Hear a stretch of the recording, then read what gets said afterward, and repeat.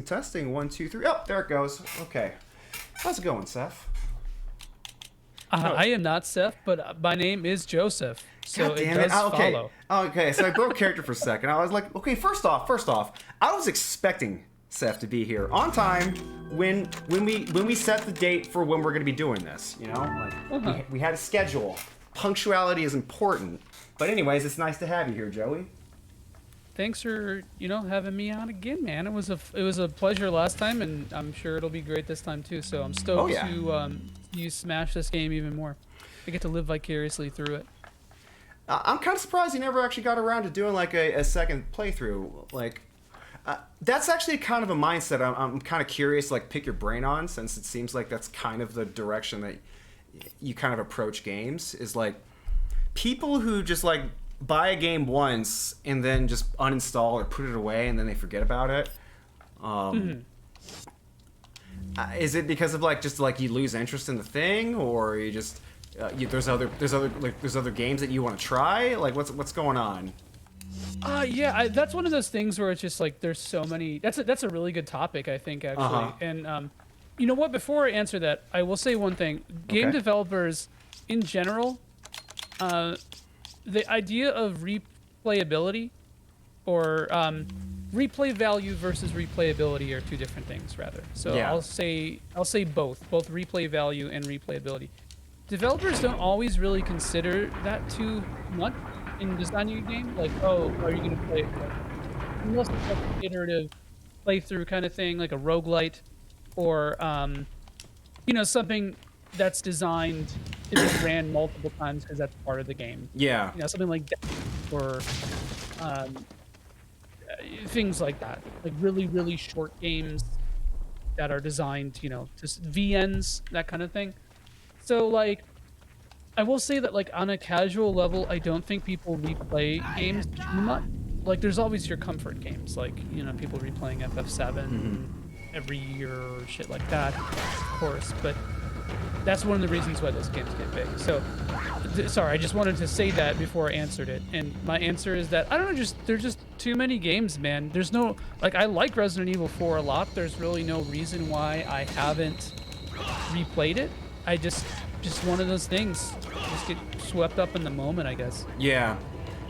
I mean, because that's the thing. Like, how often are new games usually like coming out like at the usual rate? Because like, I grew up kind of poor, so when a new game comes out, my prerogative is to get as much mileage out of that bad boy as possible. Because like $60 is a lot of money. Like that's like 6 cheeseburgers. It's a lot of money. Yeah, that's like, in this economy, that's like 2-3 cheeseburgers. Yeah. I feel that, and I think that's always, and it was the same thing for me too. Like my parents were like probably in the lowest tax bracket growing up, but for some reason my dad, I think maybe because like my uncle and some family members like who had kind of a hookup, we got pretty lucky with being able to have games. Yeah. And so that was like our big, or at least like my thing as a kid, is that like we didn't go on vacations ever. We didn't do anything like that. But my like every birthday or Christmas, I'd get video games. Especially cool. like my dad actually had a job when we were younger. So like until I was like 6, he was like decently off, and so like I had a shitload of games during the NES and Super Nintendo period because of that. Yeah. So but yeah, that being said, like, I feel like that kind of upbringing sort of really instills a lot of like, you're gonna suck the marrow out of this game. Like, you're gonna get really good at it. Exactly. Replay it like that was something that was actually kind of a big contributor for why I'm so good at a lot of the games I do play. Is because I had nothing else. You just keep playing the same thing over and over again, and then you get good, and bam. Yeah, and I think there's something kind of interesting on a socioeconomical level almost about this topic, because I feel like being able to afford something and yet still sticking with the thing sticking with like being able to afford multiple things, but sticking with one thing and getting really into one thing, is kind of like a life perspective thing, right? Because if you're able to get 5,000 video games, you don't need to play Resident Evil 4 500 times. Yeah, exactly. But I mean, this goes back to our original subject where we were talking about like what causes a person to just only play something once and then just discard it versus playing it over and over again. And yeah, you made a good insight that I didn't really consider or think about. Is like some game developers don't take that into consideration. They just go, well, we made this thing. It's meant to be experienced once. You discard it. Bing, bang, boom. And I think that's unfortunate because, like, think about how many millions of dollars that some of these games and like hundreds of thousands of hours that were put into making some of these games only to be forgotten to time because of that exact intention. Mentality. Yeah, disposable mentality. And it just comes off as like wasteful. I mean, ultimately a game is intangible. Hopefully more games are intangible where you can just play it online. Yeah, thank you so much for the bit, Six. You've been throwing bits like a madman, dude. Thank you. Yes, and I was just flexing my copy of Pit Fighter for the Super Nintendo. But yeah, no, I think I don't know. I feel like that there's definitely like a middle ground, right? Like I as you get older, I feel like a big thing for me, at least, is I say this term ironically more often than not, but like media literacy, right? Like media literacy is 100% like a valid way of describing it. I mean, who doesn't play video games at this point, except for like weird old people? But like, yeah. No, I think yeah. I mean, it's like it's just so prevalent. I mean, it's a medium that's just so prevalent, and there's so many games, and there's so many good games, and there's so many formative games. There's so many games that cater to a specific audience that are worth doing, you know, like sitting there and trucking through and so on. And I don't know, like I think the ideal form is somewhere in the middle, right? Like playing a lot of games, but playing, you know, finding a game that really resonates with you. Like something like Monster Hunter.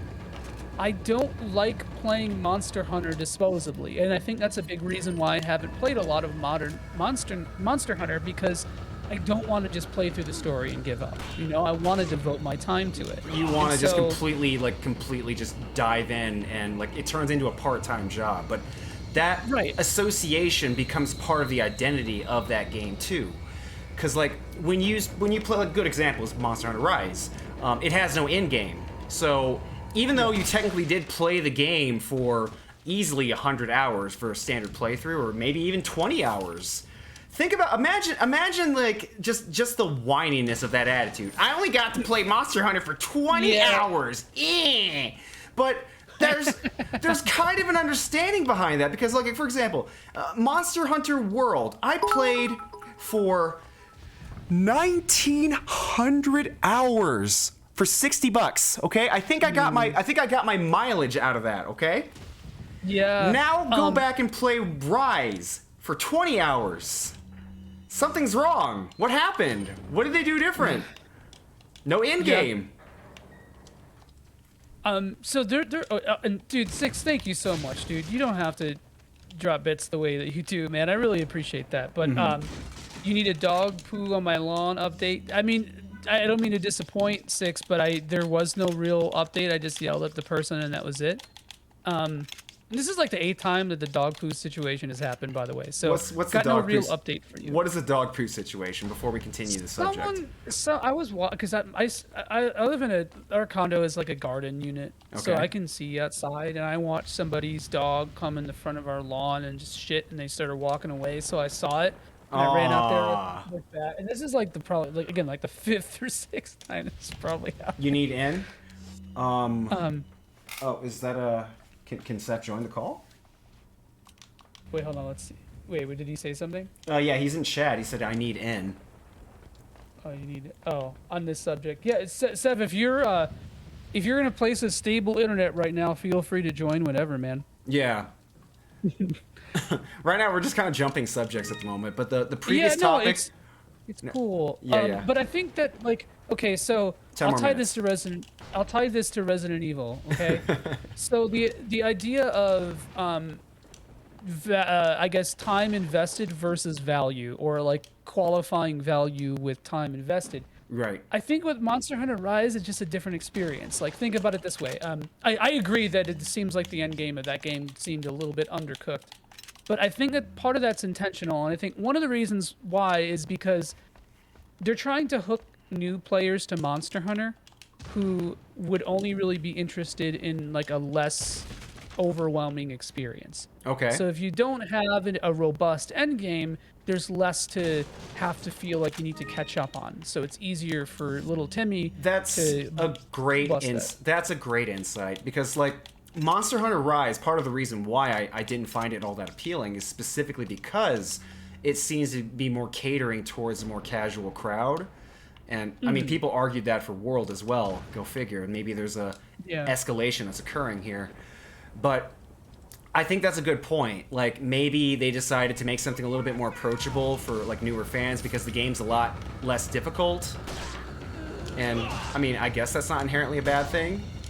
Right, yeah, and you know what? Like, it's like I think Monster Hunter is one of those series where there's so much that you can play, like within the context of the series, where having variations of casualness is fine. Like, and in that sense, I think Rise did its job. I mean, it was Nintendo paid them for a timed exclusive.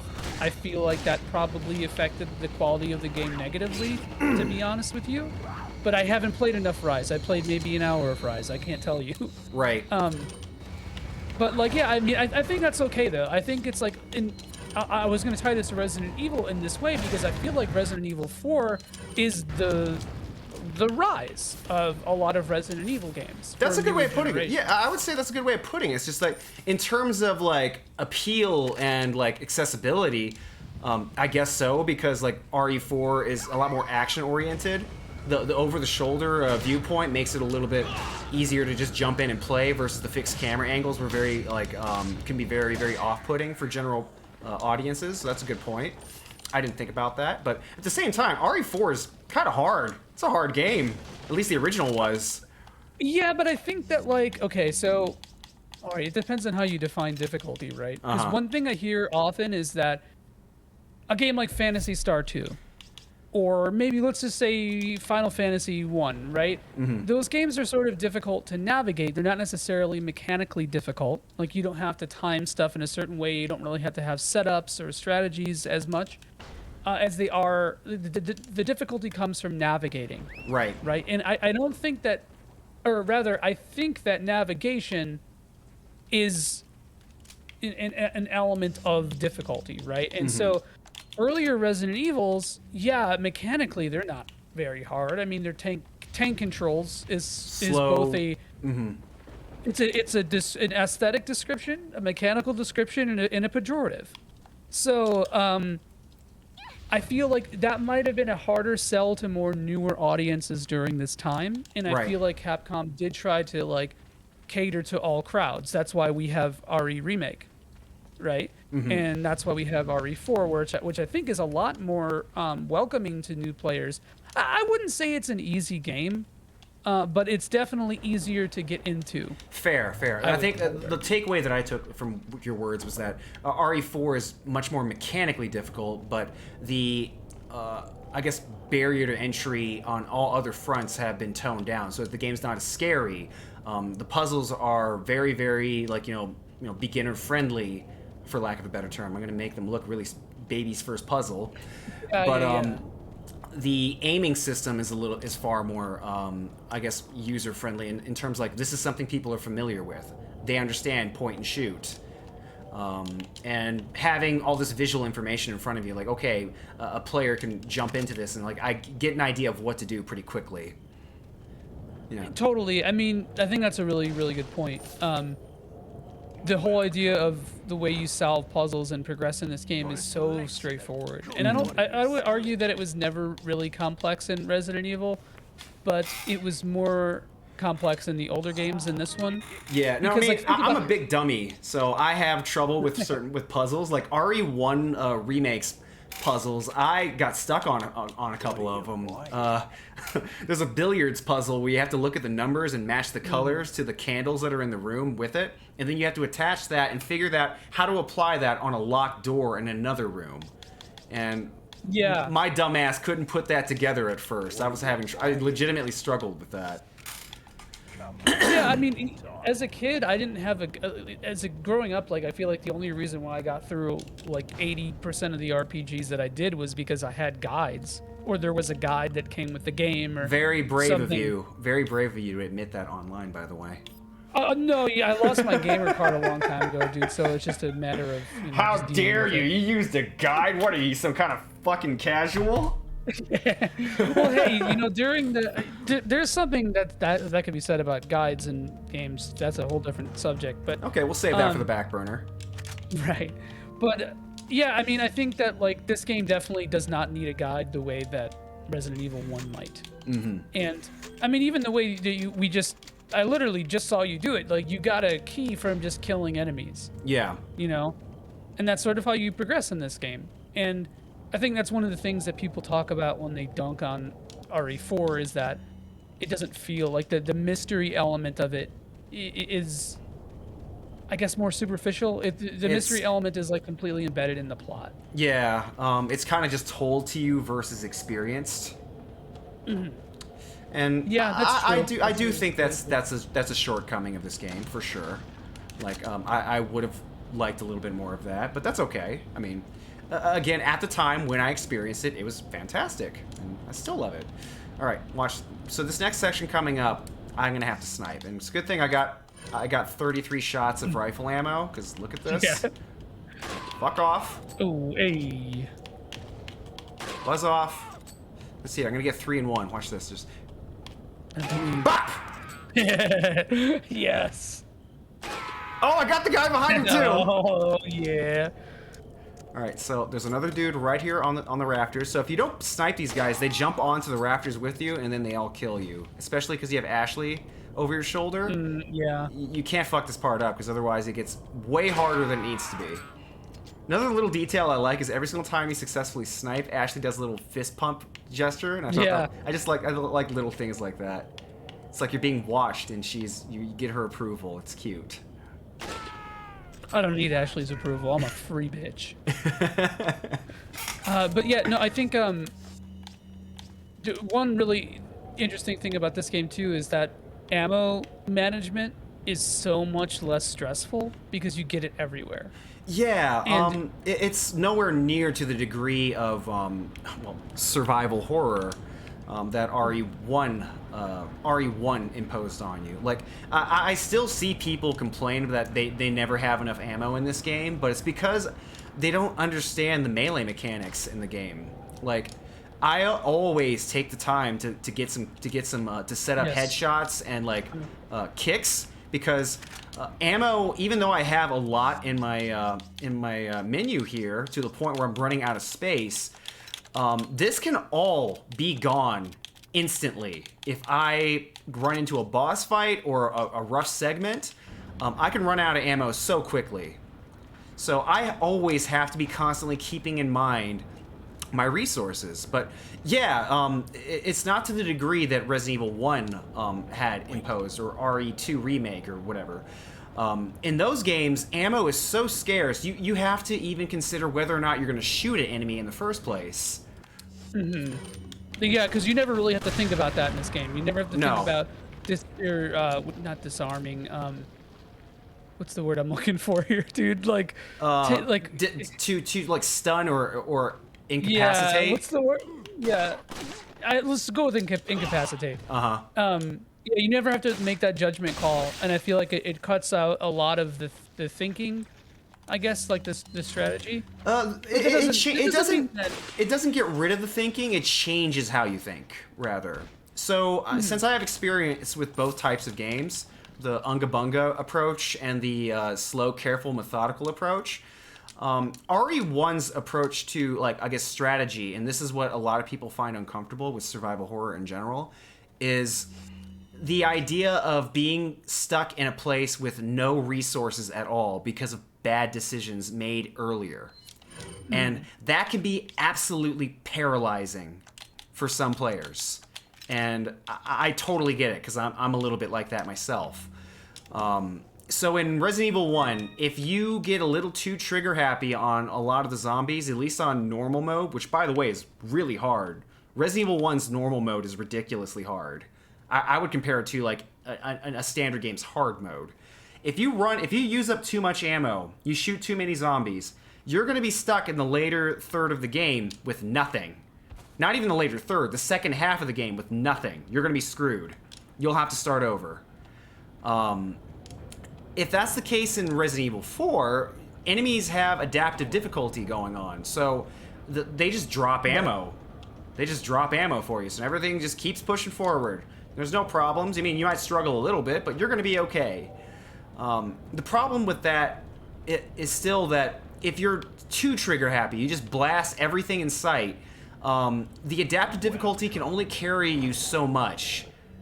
You're going to reach a point where, like, this is especially true of the island section of the game, where there's just so many enemies on screen. If you don't have enough ammo stockpiled to prepare for that part of the game, you might have to start over. You'll be screwed. And yeah, or without, like, wanting to pull your hair out for, like, perfect dodges and yeah, but in the approach to survival horror compared to RE1, RE4 is more about not so much should you expend the ammo, it's more about how you expend the ammo. Because you're going to be shooting, you're going to be shooting regardless. It's a matter of how well do you place your ammo, how good is your aim. Because if you have bad aim and you just pop enemies in the chest over and over again, you're going to be doing poopy damage and you're going to be wasting bullets. Versus Resident Evil 1, you don't really have to worry about explicit aiming. You just aim and shoot, and it takes like 12 bullets to kill one zombie. They're ridiculously strong. So most of the time, yeah, we'll see in a second, Seth. Most of the time in RE1, when you run into a zombie, the decision you end up making is, do I need to get rid of this monster in this area because I'm going to have to come here later, and I don't want to risk getting bit. So it turns into a decision of, does this monster need to be here later, or can I afford to get rid of him? And that's the weight of decision making you have to make in RE1, simply because the threat of just one enemy, one zombie, poses that much of a threat. Now compare that to Resident Evil. Compare that to Resident Evil 4, where you have 12 enemies on screen and you can just blast all of them with good strategy. So you see where people can be a little divided on this attitude and philosophy in game design. Totally. I mean, even with the life meter, you see that be a thing, right? Like, it's so much more explicit in this game. Like, you have little modules to show you just how much life you have. Yeah, that's actually a good point. I didn't even think about that. Yeah, you can see your health bar the entire time, whereas in RE1, you're guessing. And that can be scary, too. You don't know if you can afford to get bit one more time. Yeah, and it's, I think it's, you know, this game doesn't try to fool you into thinking that it's something that it's not, which I really appreciate, which is, like, kind of why, hold off. You know, I don't get some of the detractors from this game. Like, it's not like this game is, like, trying to be super serious. It's definitely aware of its camp. It's definitely, like, maybe not completely, but it's it's funny. It's a little irony poisoned. I will say one thing in regards to the whole, like, shooting and conserving ammo. I have a really good analogy for this. Okay. And it's a bit trite, but I think it applies.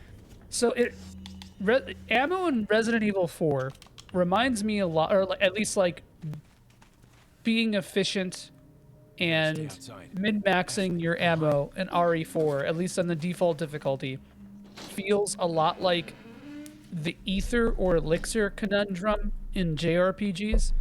So, like in those games, Yeah, you get yeah. elixirs and you hoard them and you never use them. And you're like, oh, I'll wait until I need to use it. And yeah, sometimes you go through a dungeon and you might need to use one, but most of the time you just save them and then you get to the final boss and suddenly you have an inventory full of elixirs. And then you don't even use it then. Yep. You know, I feel like that's kind of what this game does at times on the default difficulty. I just said defucked, I think, by accident. But That's a yeah, word. I don't know. I just see a parallel there. That's all I got. No, I can understand that to a degree. Like, in RPGs, like, the key difference is that between ammo in RE4 and elixirs in an RPG is that the elixirs are surprising. I don't know about which RPGs you've played, but the special elixirs in RPGs are usually pretty plentiful, and you can get away with using a lot more than you think you can. Whereas in RE4, yeah, you definitely need to be expending your ammo, but you also need to consider when to pull back and when to, like, I guess, be a little bit careful about when you choose to spend. All right. Please do not hit me. Please do not hit me. All right, perfect. This is a really, really bad place to be. We're gonna hold off. Don't hit me, don't hit me, don't hit me, don't hit me, don't hit me, don't hit me. So he has a weird thing where what he'll do is he will, shit, I can't use this yet. We'll have to hold off. I'll come back for you, I promise. Hey, Seth. Hey. What's going on? Can you hear me? Yeah, you're like a real person now. I'm really sorry about that before, right? Yeah, it happens. Oh, dude, Go, that go, was go. next level. Oh, gotta watch stream. We just started Yeah, Bitar Mendez.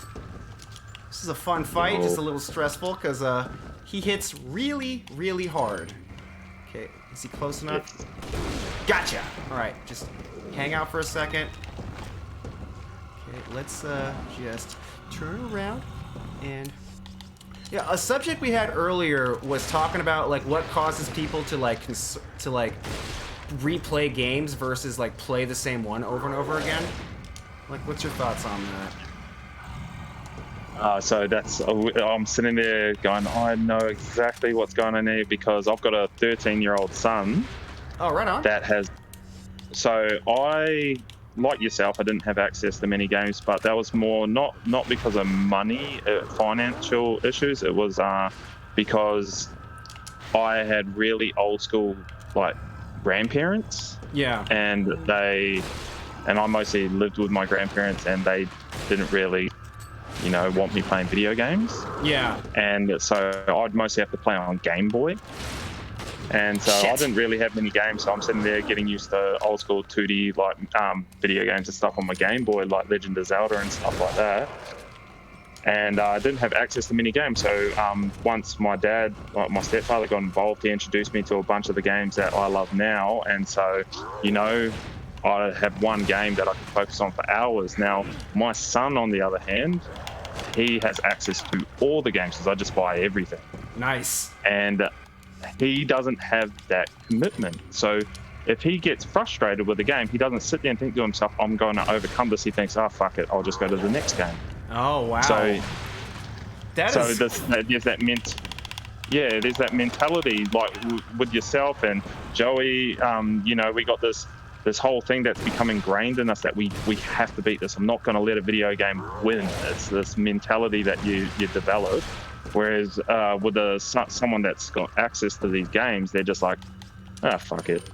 Like, nah, I don't want to do this anymore. I don't want to. I'm sick of being stuck on the club in Sifu. I'm gonna play. I'm gonna play Apex. Mentality, just being able to switch.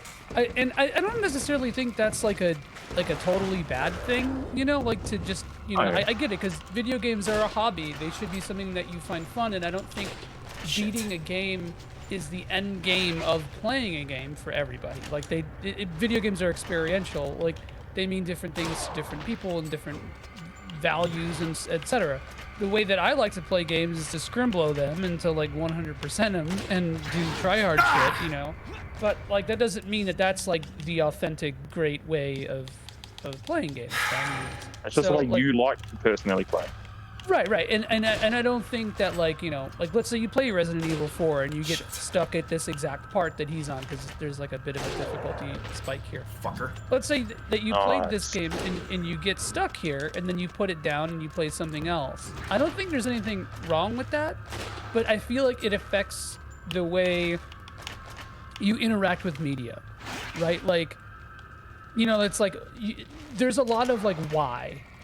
For example, like here, I'll give you an example in my own case.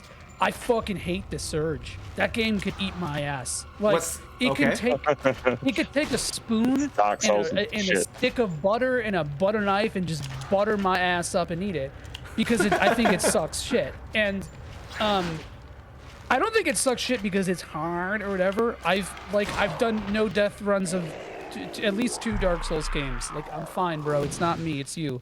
But like, you know, I just don't enjoy playing it, right? And it's like I remember, I remember like I died and then I was like, fuck it, I'm not playing this game again. And it wasn't because I like got frustrated at dying. Oh, I'm sure that's part of it. But like that was the last straw for me. Like there was just too much shit. And it's like a lot of that is maybe not the game's fault. A lot of it's experiential. I just wasn't feeling it. It wasn't vibing with your boy. There's a lot of reasons why, I'm sure, that aren't just that are very subjective, obviously. But to me it's a dog ass game, and I put it down and I played something else, and I had the luxury to be able to do that now because I'm not like a poor 18-year-old anymore. So yeah, it's cool. What's that, Seth? Yeah. Oh no, I was just saying you don't have to force yourself anymore, and that's a big thing. Like, you know, when I'm playing games, everyone goes, "Why the fuck do you play games that make you angry?" And I'm like, "No, I like being angry. Not only that, but I like challenging myself. Like, I'll play a game like if they've got accessibility options these days and stuff. Like, I will play a game that's just batshit easy and just I can get lost in and not have to think when I've had a hard day. Yeah. But 90% of the time, I want to fucking challenge. Like, I don't want to just crawl through a game. I take the piss out of my missus for her obsession with Animal Crossing. I get it, but it ain't a game. And I'm just like, that ain't me. Whoa, buddy, hey, that's a take. Come on. Hey, this fucking guy, he's talking shit. He's breaking balls about Animal Crossing. Hey, for the record, Seth, I like Animal Crossing and Resident Evil 4, but go on. Same. Oh, no, I actually got my missus into Animal Crossing. I've still got my original GameCube copy. Okay. But go on. So I take the piss out of it, but I love it. And same with Harvest Moon. But it's one of those things, like, I like that balance, but, like, Devil May Cry is probably, like, series-wise, like, with overall games, probably my favorite series. Like, it's not my favorite game, but it's probably my favorite series. And, I get my friends dubbed my rage whenever I'd play that game DMC Rage, because when I was 17 years old and trying to double S rank missions and stuff like that, I'd lose my shit, I'd break a controller or break my toe or something dumb. That's Kyle arc. Yeah, I would rage. Punch a hole in the wall. God damn it! Never got to that point, but I did break my toe. And I would just rage, but people are like, why do you keep playing them? I'm like, because I won't let this game beat me, and I love the satisfaction of like overcoming that and beating those type of games. Same with Ninja Gaiden. Like, I'm right there with you. Like, just the satisfaction of overcoming a challenge just feels great, and that attitude of like, hard thing in front of me, I must defeat it, translates to other aspects of your life too. When you get stuck with a challenge in front of you, you don't want to let it beat you. I get it. Maybe it's something like only angry people get. I don't know, because I consider Steph and I are both like, not me, not me. Because I consider myself to be kind of an angry guy, so that might be an attitude. I definitely am. Yeah, like I'm way tamer than what I was before, but there's something about like having a channel or a funnel for that energy, and I totally get it when you say that. Like I'm not judging at all. I get it. Seth, quit fucking backseating, dude. Thank you. You're doing it again, bro. I told you to stop, and you never listen. Shut up. Kelly said, "Stop backseating, Seth." Oh god. I'm trying, alright? It's just, it's ingrained in me now. No, sorry, I didn't mean to derail. I didn't mean to derail you. I just had to get that out there. I got him. I got him. 100... Yo, okay, man, you're beast in this last half an hour, man. Yeah, man. I'm just, like I said, I just got a lot of practice. Oh, they gave me ammo. How nice of them. We're not going to turn back. We're going to keep running because that's a lot of guys, and I don't need to shoot them because it's a waste of ammo. Funny, because I was saying before that Resident Evil 4, despite being, you know, my second favorite game of all time, I haven't played it in the last 5 years. Wow. But I watch like people play it every year and stuff like that because it's this thing in me at the moment, because growing up, Resident Evil was the game I'd play when I was depressed. Yeah. And I was obviously just perma-depressed when I was a teenager and in my 20s, so I was always playing it. So I got a lot of practice in. And nowadays, now that I'm in a better spot, I don't know if I decide to play it, if I'm playing it because I'm sad, or if I want to and I can't make that draw that line. Yeah. Yeah. No, I totally get that. I totally get that. Like, you ever watch a movie when you were in a bad mood, and now you can't help but associate that feeling with that movie? Yep. That's what it sounds like. Exactly. That's exactly it, and that's why I hate it. It's really frustrating because it's like same with Okami. I love that fucking game, but then, like I said, that was my game to make me happy, and so I haven't played that in 5 or 6 years either, because I'm worried that you know, oh no, how am I sad? Is that why I'm playing it? And I can't make that distinction. So it's really tough for me at the moment, because going from playing it every fucking day, hours on end, doing like you, just grinding every run, knowing all the strats, how to approach areas, bosses and whatnot. And then I really want to go back and see, like, that's like after watching you, I'm like, I'm going through and playing it again, re-downloaded it when I downloaded Hollow Knight the other night. I'm happy to hear that. That's something I always enjoy about like when you watch a Twitch streamer play a game that you played in your past. Like, fuck, I want to play it now. And then you get into it. Yeah, just like you're back. I have to step out for like 10 or so minutes. Yeah, no problem. This is a perfect opportunity for Seth to throw his takes that he missed earlier. So I'll be back in a little bit. I'll be here though. Yeah, no problem. Yeah, no worries. No, it's funny. You brought up Okami, and I got very nostalgic because I played that when I was like 15, 16 years old. But no, go on. Yeah. No, Okami, I've got so much Ami stuff. I'm actually getting a Amaterasu tattooed on my forearm. Oh, right on. So my daughter's name is Amia, and I call her Ami. And so I'm getting... That's so cute.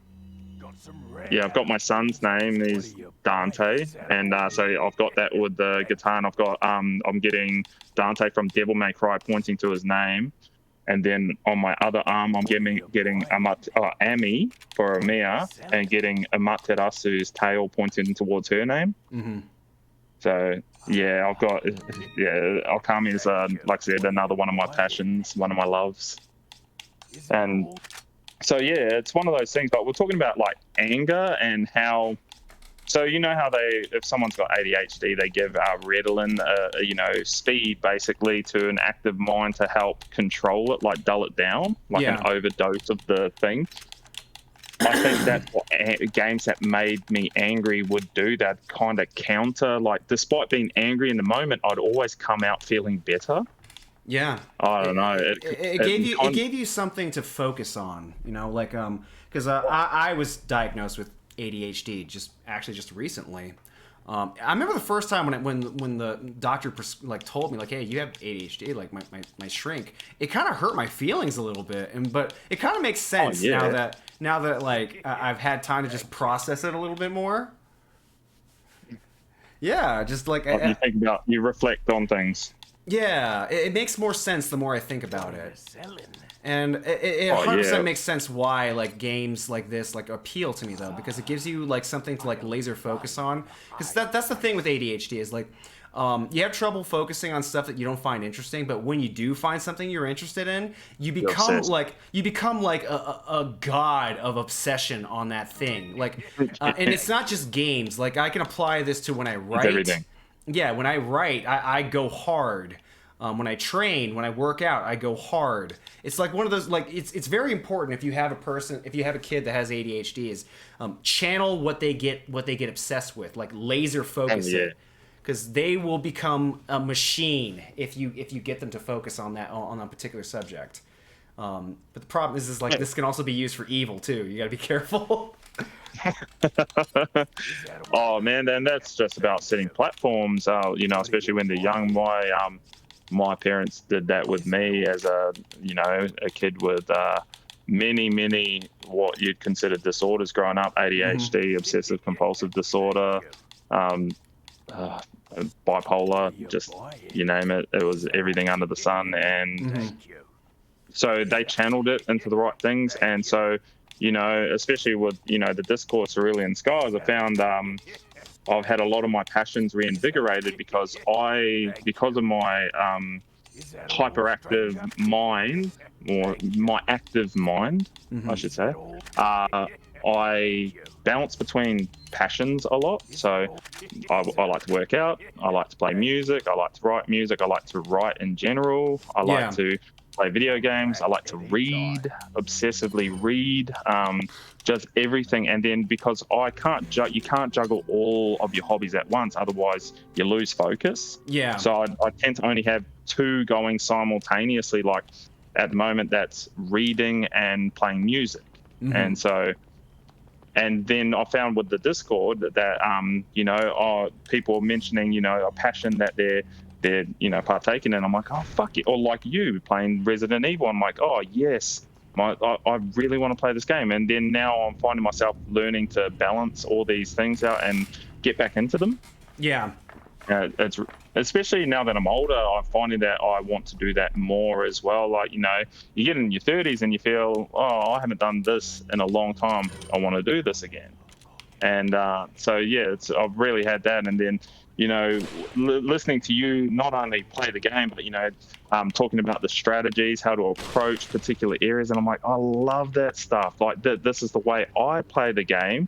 He plays it just like me. So, like, even just your audio commentary is enough for me, like, as we're going through, like going through the playthrough and stuff like that, because it's like I know exactly where you are just by the way you're relaying the information. Oh, I was a little too slow. He's coming down now.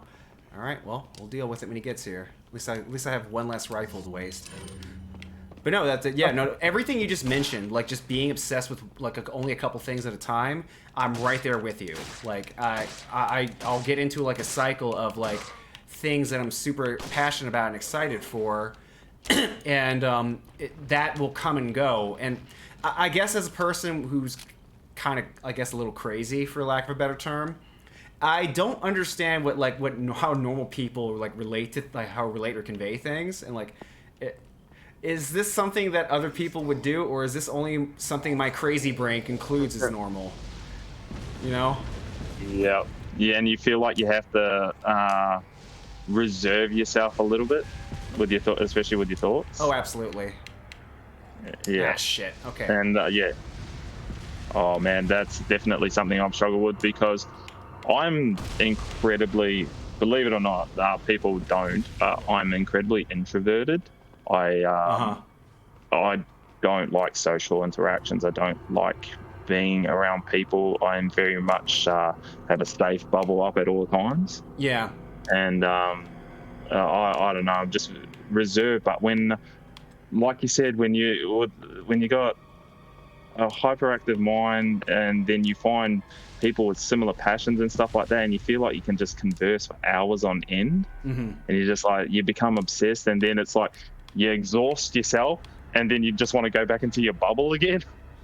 you get like that. You find that one person you can connect it with, you click, and then you just go on for hours, and you chat for, you know, whether it's hours, days, or weeks, and then all of a sudden you've like, okay, I don't want to socialize anymore. My tank is on E, and yeah, you ever find yourself with that? Well, do you find yourself with that? A little bit, yeah. Like, as I've gotten older, I've found myself becoming more and more extroverted, ironically enough. Like, I actually find talking to people and interacting with people more and more invigorating as I've gotten older, and it's the exact opposite as I was when I was younger, which is fucking banana. I'm gonna get hit by a fireball. Oh. Lucked out there. Yeah, I knew it was gonna happen. Stop that. So I'm taking a bit of a risk here because I left Ashley behind, but I know there's a yellow herb here, and I don't want to waste the green herb. Let's do this right. I'm gonna go out on a limb and hope that Ashley's gonna be okay right now. We're just gonna. Who's shooting at me? You. There he is. This fucker. Gotcha. Nice. Okay. Yeah. I think it's I got all the snipers. Literally, like I said, I was talking with Joey and Sol a couple of days ago, and just explaining that I haven't had a reason to use a computer in about 7 years. Wow. Total opposite of me. Yeah, like that's everyone. Like, my missus uses a computer every day for work and stuff. When I was working for myself, you know, I was using it for quotes and stuff like that. But then when I found out you can pay people to do that stuff for you, I'm just like, oh, why bother?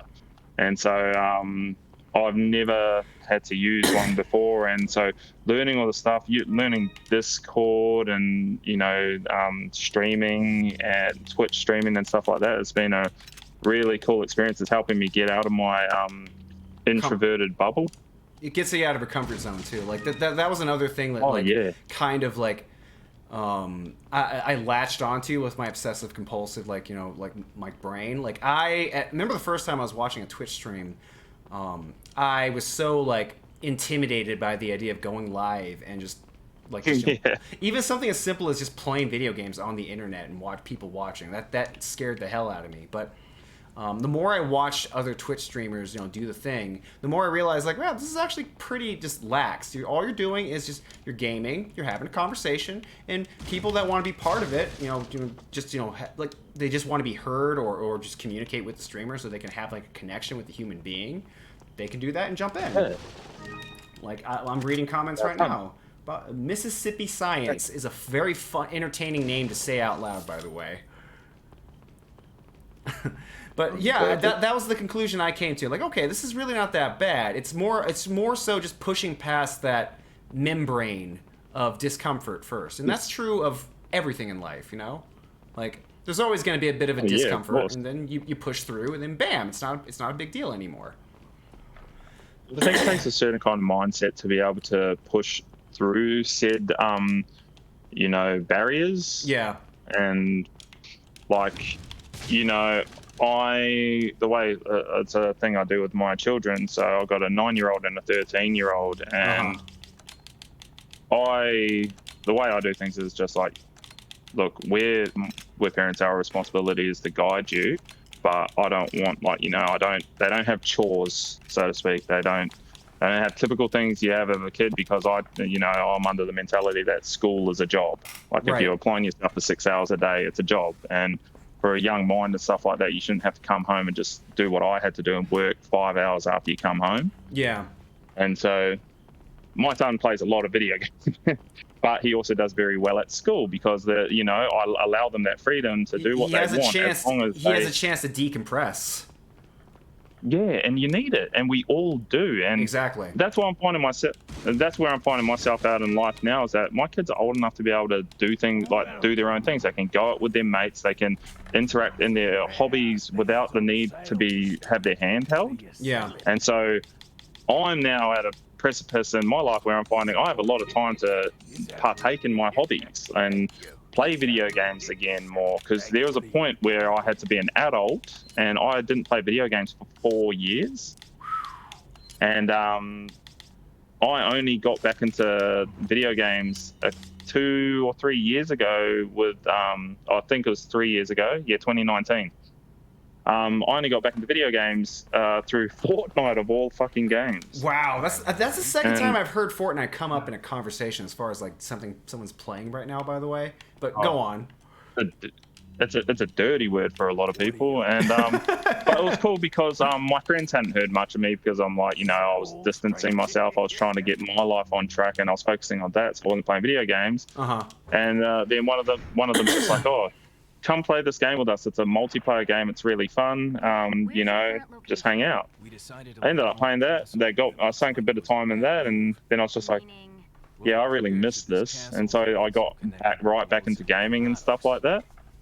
And so, no, it's actually been longer than. It's been 7 years since I last played Resident Evil 4. Yeah. Holy crap. And now I'm just realizing that. 2015. It's one of those things. If you were to, like, play it again, what would that do for you? What niche would that fill? Because you mentioned earlier that RE4 had, like, kind of an emotional attachment to it. And it almost sounds like a derogatory to jump back into this world again. Jump back in. Yeah. That's kind of what I want to see. It's more just confronting that fear, if I was to phrase it in a sense. You know, I have a lot of thoughts, but man, as I discovered last week with Joey going, hey man, you're opening up the cerulean skies, and I'd never done any of this stuff in my life. You just got to do it. Yeah. You were saying about the fear of you had that inadvertent fear before when you're approaching the idea of streaming for yourself and stuff like that, before you realize, it's not that hard, it's not that bad. And I think that's kind of what I've got to do for myself, is just realize, like, just do it. And just see if that's the case, or see if, like, you know, because then I'm also scared to, like, will it still be as good as I remember, or is it just that nostalgic attachment that I have to it, and then I can keep telling myself that it's a great game. Like, I know it's a great game, but you know, it's a fear of you put things on pedestals, and then when you come within 6 inches of it, is it still the same thing that you idolize, or is it you know, just memories? Is it more derivative of nostalgia than anything? Yeah, no, that happens a lot. Like, we had this conversation earlier in the week with the first stream. We talked about, like, games that you played as a kid not really holding up when you come back to it as an adult. And I'm going to go out on a limb and assume that if you come back to RE4, it's still going to hold up. It's still one of the greatest games ever made. But yeah, that does happen a lot, where you're like, I'll give you an example. Like, when I went back and revisited the Sonic Adventure games, spoiler alert, they're not very good games. Every single person that says that, they're really good, I'm sorry, no, you're a Sonic fan. You don't think normal, all right?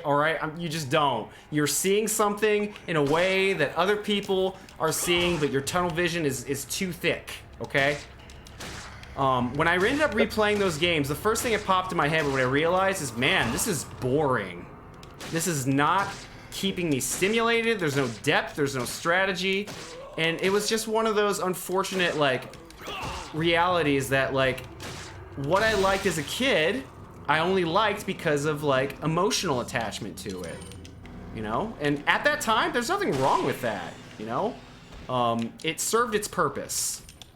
But now that I'm an adult, that's not enough anymore. I need more. And I know exactly what you mean. Yeah, I don't know where I'm going with this, but I think you understand what I'm saying here. And it's funny. It's funny because, sorry, man. It's you. So I think I was saying earlier in a message group that I hadn't played Sonic in 20 years. I lied. I actually played the first 2 games recently with my daughter. Oh, that's a nice way to spend an afternoon. Which ones? Like the Sonic no. 1 and 2? Sonic 1 and 2.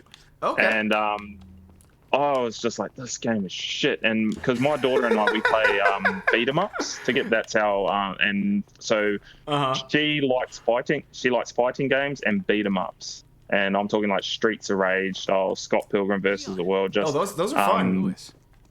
Battletoads, and so we did the new Battletoads because the old ones just she'll get over it really, really quick. And so we went through, and she didn't mind Mario when we did Mario Bros. We just went level for level. Yeah. And but we played Sonic, and she's just like, this game's dumb, Dad. And I agree. And wait, so Sonic like, 1 and 2 or Sonic 3 and Knuckles? Sonic 1 and 2. Oh, okay, yeah. Sonic 2 is a bit it's a bit like contrasting compared to the other games. Some people consider Sonic 2 to be the best in the classic series. I consider Sonic 3 and Knuckles to be the best in the classic series. So maybe not give up on the classic Sonic games just yet. Try Sonic 3 and Knuckles when you get around to it. But yeah, definitely will. The formula, especially the like Chaos Emerald collecting, is way different. I still replay Sonic 3 and Knuckles to this day. It's my favorite game of all time. Nice. Oh, really? Yeah. That's awesome. I don't play Sonic 1 and 2 anymore. I don't revisit those games. There's no reason for me to. You've got your mileage out of it. Yeah, I mean, it served its purpose. It was fun. It was a nice little stepping stone for the series. But nowadays, like, I just don't need to play it again. Like, Sonic 3, though, is great. I still replay it. I'm still, like, I did it on stream earlier in the month. Oh, that was a little close for comfort there. You did. Yeah. I was on stream playing it. I played through Sonic and Knuckles. Guys, this is kind of a lot. That is. Nice. I was just about to say that. I was like, fuck, I hate it. Like, the castle is my least favorite area in the game. Not gonna lie. That's interesting. God damn it, dude! God, look at this. Look at this. Guys, this is kind of a lot. No, you're handling it well. Yo. I have a rule. When there's more than one Plaga on the screen, I bust out a flash grenade. It's not worth it. Yeah, of course. No, it's just not worth the pain and the risk of death. Yeah, the whole insta-death mechanic thing, I just don't care for. But yeah, if you ever give... I hope you give it another chance, because Sonic 3 is one of the greatest games, in my opinion, like, ever made. I hold it to that high of a regard. Yeah, Sonic 1 and 2, I guess based off my opinion, is a little bit... They're still trying to, like, find their identity. It doesn't really complete, like, what it does really, really well just yet. Yeah, and I'm glad you said that. Like, that's one thing that doesn't really get acknowledged, is that games were finding their identity back in the day. It just, you know, games like Mario and Legend of Zelda, they just happen to instantly hit it off, whereas Zelda kind of detracted from what made it a success. Mario maintained it and just kept going with it, with that formula, and just progressively, you know, with each generation, just they started adding the 3D graphics, and then they started adding new mechanics and stuff to kind of add novelty to it to keep that there's liveliness. So the one big problem with the Sonic series, like versus like say Mario, at least in the classic sense, is that the Sonic series after 3, it never kept refining its gameplay. It just kind of decided to just start going off gimmicks over and over again. And that got annoying after a while. Versus like Mario, the weight and feel of their games was translated beautifully to 3D, because Miyamoto's priority with his games were always about game feel, making sure running around and jumping always felt good. Yes. Yeah. And that didn't really happen with Sonic. Sonic was more on its level design. Yeah, it had good level design for sure. It didn't stay that way. It didn't continue that momentum. It just kind of just stopped after that. And I don't want to completely derail the conversation talking about Sonic, because I can talk about Sonic forever. I'm one of those. Yeah, you keep going, man. Because I'm not sure if you've kept up with Sonic news and all. Being a family man, you know, which I don't blame you. In fact, you probably don't because you have a life. Sonic Frontiers' footage came out a couple days ago, and it looks really rough. And this has been a problem plaguing the memes. That's been a problem plaguing the franchise since, well, the Adventure. It hasn't been associated with a good, you know, game franchise as a good game franchise this entire time, and it sucks. The stigma around it, that's for sure. All right, motherfuckers, who's talking shit about Sonic? I am. Everyone hates it. Everybody talks shit about Sonic. By the way, what's up, Joey?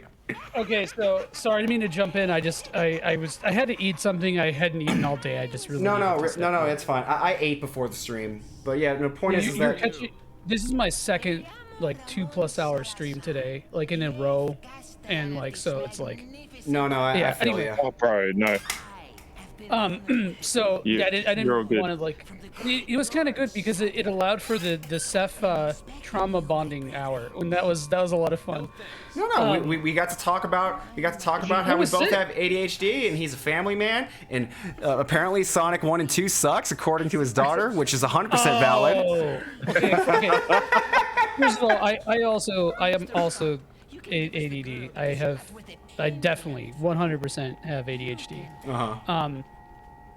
And it's manifested in a lot of the same ways that you guys talk, but I'll save that for later. Anyway, Sonic, okay.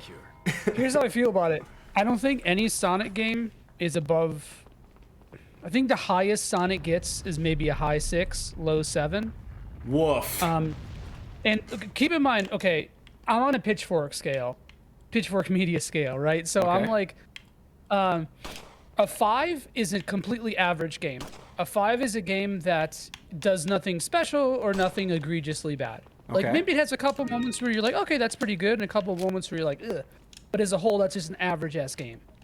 Like, Star Ocean 5, that's a 5 out of 10. You know, what's another game? Like that no, actually, never mind. Most Tales games are probably around a 5. But yeah, so like a 7 to me is like a very good game. Like not like an amazing game, but it's better than above average. Considerably better above average. I think it has its like really high points. So that doesn't mean it's a bad thing. But that being said, everyone always sleeps on Sonic 1, and I don't get it. The level design is so good in Sonic 1, dude. It's so good in Sonic 1. Like, okay, so Sonic 1, just Green Hill Zone or all of them?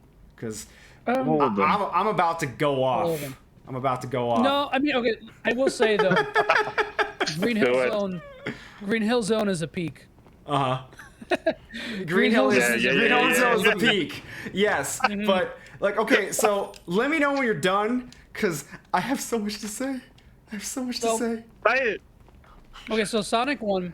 Oh, by the way, so I'm not really even a Sonic fan. Okay. But growing up, I played a bunch of Sonic games. But Scrimlow Joey. But now I'm Scrimlow Joey. So the only games I really played as a kid were the Genesis and a couple of the Game Gear games, because I had them. And I played Sonic Adventure 1 and 2 when they came out.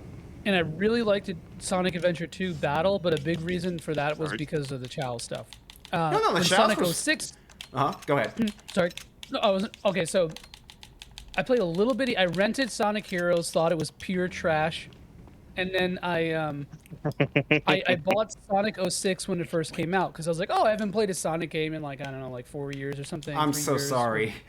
And yeah, I didn't know anything about it. I jumped in. I was like, this is fucking trash, dude. And ever since that moment, I was like, yeah, I don't know how people like Sonic. And so one of my buddies, he's like, he's very much the he's really into like the 90s aesthetic. Emphasis. Yeah, like he likes that 90s Sonic aesthetic, which I do too. And so he's been replaying the series. So I was like, okay, I'm gonna do the same thing. It just like inspired me. And so I'm getting into I'm playing through all the classic games now. I'm like, I think I'm like like entering the Saturn era. So all this shit's like fresh in my head, and I'm doing all the Chaos Emeralds. I'm scrimblowing, right? Yeah. So I don't know. Sonic 1, I think I like Sonic more than base Sonic 3, but Sonic 3 and Knuckles, ooh man, that's good. I think that's the peak. Yeah, That's no, the peak, no, baby. that would say that's the case. Sonic 3 and Knuckles is my favorite game of all time. Now, what that statement you just said right there, Sonic 1 has really good level design. Kind of. Bro, So- for 1991, 19, yeah. Ah, fuck. for 1991, come on. I think it's solid. Okay, fair. In the context of video game history, it had a lot of iterative ideas that like not too many other companies had come up with. Fine. Ah, fuck. I believe in you. I believe you'll be all right. Oh God! Oh no, God! He is not behaving the way I expect him to right now. I need him to like be predictable so that I can like figure out where he's going next. Cause okay, so he's blind. Ah, fuck. Oh, not anymore. Not anymore. You be okay. Kaiser Sigma ain't gonna do shit to you. But no, You're fine, as I was saying, Sonic 1 has really good stage design on Green Hill, like as far as like what they want to do with like their gameplay. And then after that, the stage design just kind of like got a little too weird and like inconsistent. So what's going on with you, Garado? Dude, chill out. Am I going to be able to hit his back? Nope. Okay. You could have if you were like super like if you unlocked your StarCraft Pro mode, you could have done it, but few people can. Gotcha. Okay, There that you wasn't go. so Hell bad. Yo. So Marble Hill Zone was stated by like the game devs and Yuji Naka, et cetera, to be a stage that like provides slow time after a high-paced fast stage like Green Hill Zone. And like I understand that was for the intention of pacing, but playing the stage as a grown-ass man with the expectations of go fast with like in a Sonic game, Marble Hill Zone is just slow and a drag to get through, especially lava. I'm sorry, fuck lava. Yeah, no, I see that though. I'm not saying that it's like amazing, but As far I as definitely game see that. identity, as far as game identity for like how they discovered what like okay, this is what a Sonic game is. Sonic 3 hits that just right. It was great. Just the momentum and pacing, split stages and pathways. That was the direction that I feel like they really should have gone. That was right. That's where things were right. I will say that when I say Sonic 3 Knuckles, I'm specifically referring to the end Knuckles sections because I think the 6 Sonic 3 zones, the first 6 are dog ass. Really? I think Casino Night Zone, God, it sucks so bad. It's one of my least favorite Sonic levels, I think. Did you get stuck on the barrel? Everyone gets stuck on the barrel. I'm so sorry. But so real quick about Sonic 1 though. Actually, Labyrinth Zone was supposed to be Zone 2. It's really interesting. And so I guess they like kind of reformatted as things went on. But like, yeah, I don't know. I think for the time it was interesting. It gave Sonic its flavor. I will say that for a game that's about going fast, it doesn't do a particularly amazing job of it. But I think that works on like sort of a meta commentary because it's like he's learning how to go fast, man. It's his origin story or whatever. Yeah. I mean, and that's it's- just true of the gameplay overall, like of the time period. Like we're still trying to figure out our identity. I would argue the Sonic team is still trying to figure out Sonic's identity. Oh yeah, for they're still gameplay. trying to figure. They can't They nail regressed anything down. hard. Yeah. Well, in the 90s, they actually had a reason. Like it felt organic because it was a lot of the same devs. There was a lot of the same teams. The producers, like Continuity, yeah. continuity. That's the exact word I was looking for. There was a lot more of that, even though a lot of Sonic was dictated by, what Nintendo was doing. It was very reactive, and it didn't. Yeah, like, yeah. By the time it caught on, around the end of Sonic 2 into Sonic 3, it was like that's when Sega really started making bad decisions on a company level. So it was like they couldn't keep up that momentum because now they're struggling to keep their company out of the red. So it really sucks. It's like the hierarchy of needs for video game companies. I get why a lot of those Saturn games and stuff like kind of were booty because they just like didn't there was a lot of stress, I would imagine, working at Sega at that time, and it was like development teams are going everywhere. It was just a strange environment. But yeah, no, replaying these games as an adult ass man, I think it's been really interesting. Sort of like, I don't think any Sonic game really ever keeps a good consistent flow, because even my favorite two, and Knuckles and CD, have a lot of problems. Like, so it's like I never really feel like they have a super high average. There's like moments where you're like, oh, that's fucking awesome. Oh, the music is consistently good. I would say that the music has been. Yeah. No, the music's always been pretty good in the series. By the way, when we started talking about Sonic, we lost like five people in the audience. Resident Evil Sonic discussion, yeah. Yeah, I know. I just like this kind of always happens. It's like kind of a meme in some of my friend circles. Whenever Sonic comes up as a subject, like the whole conversation just grinds to a halt because that's all we talk about for the next like 2 or 3 hours. Yeah, for all the things. Funny 'cause I'm not even like passionate about Sonic games. I'm just like they're just fresh in my mind right now because I'm replaying them, and it's like, yeah, I don't know, just like it's topical. I was actually thinking after this stream I would discuss the I would do like a tier list video. Yeah. Of talking about the games I've played through thus far and trying to rank the ones. What? I didn't know they came in this room. What? What the fuck, dude? What just happened? Oh. Come on! Oh, a thirsty boy. Guys, this is kind of a lie. They changed the rules on me. I didn't know they came in through this room. Are you kidding me? Guys, this is kind of a lie.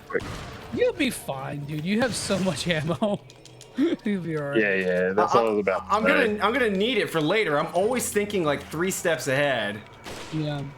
So this is the part where it actually becomes a little micromanaging. Yeah, no, the room I'm playing right now. Yeah, the room I'm playing right now is infamous. This is called the water room, and this is considered to be one of the hardest rooms in the game. Like, there's especially on pro. there's just a non-stop flow of enemies constantly coming in, and you have to just be like juggling all these things while taking care of Ashley too. Because there are enemies everywhere, you need to be moving all the time. Like, there's 2 dudes, there's probably a dude behind me with a shield. So, I need to stay on the move before he, like, because Ashley is the biggest problem right now. She's the reason why I'm struggling right now. Because not only do I need to take care of myself, I need to take care of her. So, I have to just fucking haul ass. And this room sucks. Okay, he's right behind me. Wow! There was a shield. Guys! Oh, God. Wow, okay. I'm gonna have to micromanage. Okay, chill.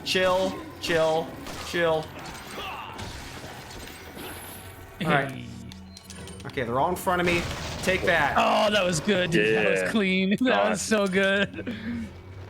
Okay, I gotta save some ammo. Please be dead. Please be dead. Fuck you!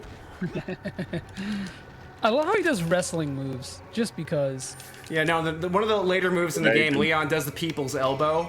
Like, he hits them, leg drops them, and their head explodes. He just has too much power. Wait, so could someone explain how the drops work in this game? Are they random or are they need-based? They're need-based, right? So in Resident Evil, there is something called they have something called dynamic difficulty. So in the background of the game, there's a program that pays attention to how well you're doing in the game. So if you're struggling, it'll drop more ammo, it'll drop more health. If you're doing well, you get less ammo, you get less health, sometimes none. So the drops are kind of random, but there is a sliding scale of adjustment on the RNG to either work in your favor or work against you. Right. By what you pick up. So the game takes notice because that you I'm pick up. super Giga Chad and I just can't seem to die, I don't get very many drops. But at the same time, this works in the game's balance because I don't use that much ammo to begin with. Right. So ideally the best way to experience Resident Evil, hopefully, is you're always almost possibly gonna run out of ammo. You're never in a position where you're completely hurting for ammo. That's the ideal, rather. Yeah. These guys just don't stop. Casuals. The design behind that is so cool. That is really cool. Okay, so I need to try to save some bullets. Fuck you! Suplex. God, I forgot about that. Actually, I totally forgot about the suplex. That is like one of the most iconic like moves in the game. Just the fact that Leon can do this, it's just so over the top. Like, so fucking good. I know it's hilarious, but like, yeah, imagine if we played any other we were playing any other kind of game. And suddenly you can just walk up to a zombie from behind and then just fucking suplex them like a pro wrestler. Oh god, I forgot about this part. Silent Hill.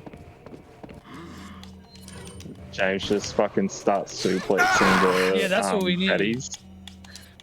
Okay, Ashley, we are kind of in trouble right now. Oh, no, I got lucky right there. Oh god, that whiff too. Oh jeez. Oh. I got very lucky right there. Okay, I need to get them lined up. You good? You good? I'm not even worried, man. I have not sweated. Oh wow! I got lucky. my That little clip on the floor. That was pure luck. The little clip on the floor. It stopped him. No, it was intentional. Own it. Oh, I gave me shotgun ammo. How nice of them. Seth, when was the last time you played this game again? 7 years. 7 years. I only just realised that. I thought it was only like 4 or 5, but I stopped playing video games in 2015. Yeah, we were talking about that earlier. You took a break from games, right? Yeah. I stopped playing video games at 2015 and only got back into them at 2019. I think the last, or maybe it was a bit later. Let me double check. Might have been 2016. It's confusing. When did Bloodborne come out? I can't remember. I want to say like 2000. Bloodborne came out 2015. 2014. Yep. Yeah. 2015. That was when I last played video games because Bloodborne was the last real game I properly played. That's a hell of a way to close your gaming hobby. Bloodborne was great. That's my favorite FromSoft game, by the way. I think it might be Sekiro. Sekiro is a close second for me as well. Yeah, you guys are Sekiro boys 420. Hey. I love Sekiro too. I think the only one I don't like unabashedly love is Dark Souls 2. No, I mean I would say that's true for most fans except for the weird ones who won't shut the fuck up about it. But it's the only one I haven't finished. Ooh. I don't blame you. This kind of goes back to our original subject matter when we were talking about like how, like, gamer rage, quote unquote. Like 100%. That's. Oh wow! I thought that was Ashley's head exploding. It should have. So did I. Holy shit. Nah. Yeah, I never finished Dark Souls 2. Because I think I was telling you, Joey, that I actually used to think the Souls games were shit and boring, and that's because I love.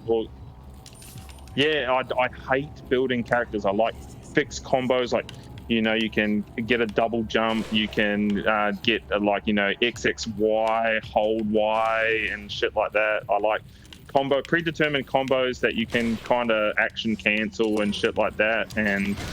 Nothing to do with levels. I fucking hate leveling up stuff and then having to pick because I don't pay attention to that stuff because I kind of just think, give me a fucking sword and give me some buttons and let me beat this boss. And then when I'm having to find out like, oh, you got to adjust your, or not necessarily health, but strength, so you can use this weapon, so you can fight this thing. So we're talking about what I didn't understand about scaling is I never paid attention to those letters because I was paying attention to the number, and so I'm thinking, oh, okay, so I need to be 50 strength to be able to use this weapon because this must be an end-game weapon. And so I would increase my strength to 50, and then because I'm like, oh, so I've only got a certain amount of souls to allocate, so I'd be dumping everything into fucking strength and nothing into my health. So I'm at the end of the fucking games with like one hit wonder. Yeah. And I'm a fucking I'm a glass melee cannon. So you didn't like Dark Souls because you made a bad build, effectively. Yeah, I had a similar experience too, actually. And I didn't find them hard. Like Demon Souls, like everyone says, oh, that was a relatively hard game, and I think the only thing I found hard about that, because I was a platinum hunting piece of shit, is that I had to grind out all that dark world, black world, and light world. The Bladestone. The fucking Bladestone took me like 14 hours. Yeah. Yeah, and that one fucking skeleton that you Yep. It's 4-1, bro. Fuck 4-1. Yeah. And I'm just like, this stuff is shit, and people like this boring shit, and like that was my mentality. And then I played Dark Souls 1, and I'm like, oh, more boring shit, same stuff. And then I played Dark Souls 2, and I was like, fuck again, this isn't any better. Then Bloodborne came out, I was like, this game's fucking sick. Like, I was just like, this game is unreal. I'm shocked, by the way. Usually when someone like plays a game from a franchise and they have a bad experience with it, they just let that... Yeah, they just drop it. Like, I'm done with this franchise forever. We are done. I'm burning all bridges. Fuck this. I'm done. And you just kept coming back. Nah, see, I'm a masochist. Like, I make fun of Joey for being one, but I'm also one. I subject myself to it. Because more so because I see everyone going, hey, this game's fucking hard. Oh my gosh, difficulty, wham, wham. And then I'm like, I'm going to fucking do it. I'm going to do it. Yeah, that's why I played Demon Souls, dude. That's exactly why I played it. And it also seemed really cool. So, 1 second. I'm a stretch. I'm just going to sit up. Oh, ever like pop your back and you that's me right now. I'm a fucking tall cunt. What was that? Go ahead. Oh, I'm a tall cunt, so I'm always having to stretch to pop my back. That's right. Slouching. That's you. I have shrimp posture. It's bad, dude. I tried so hard to like. If I stream for long periods of time, I'll take a break and stretch. But I could be much better at it. Nah, man. Gotta. Oh, dude. I remember like something that I'm always reminding myself of, like whenever I'm out and about amongst the peoples. Whenever you see like older people or old people and they're hunched over into a U-turn, all I'm thinking to myself is, "Fuck that! I'm gonna go make sure I'm." Here's a rule of thumb for everyone listening: match your ears with your shoulders. Okay. Match your ears with your shoulders. That's good posture. Bro, you say that, but look at me, man. I'm built like a fucking fridge. I could be 108 pounds, and my ears are never gonna be level with my shoulder. No. Seriously though, like people tend to forget. Like what they'll do is they'll start to like hunch forward, and they'll crook their shoulders more and more forward. So you have like shoulders that look like a boomerang.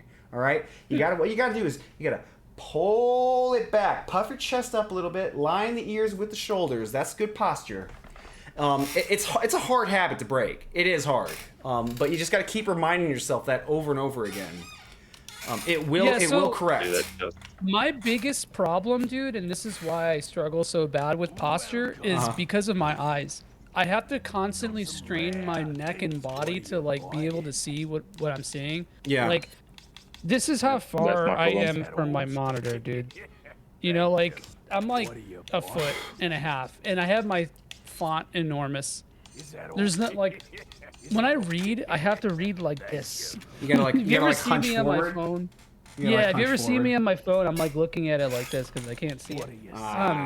Like a 13-year-old girl standing on the street. Yeah. Yeah, dude, it's like... Oh, my mask is ready to sell. It's such a struggle.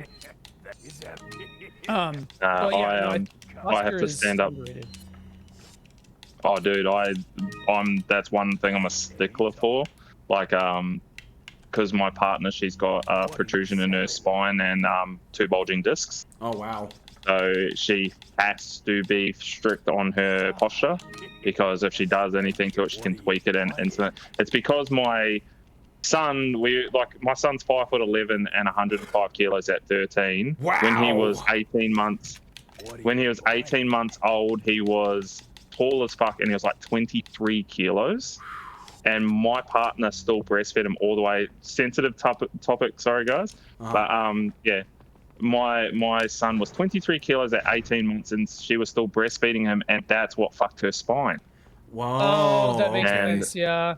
Yeah, crushed that weight, holding 23 kilos and feeding him for hours because he was a heavy dude, and so he ate a lot, and that actually crushed her spine. And so we have to be a stickler for posture. And my son, he's a big gamer, and I'm on his, like I said, you're a big kid, man. You don't want to start developing a humpback and all these things like by folding yourself in half like a pretzel to be able to play a game.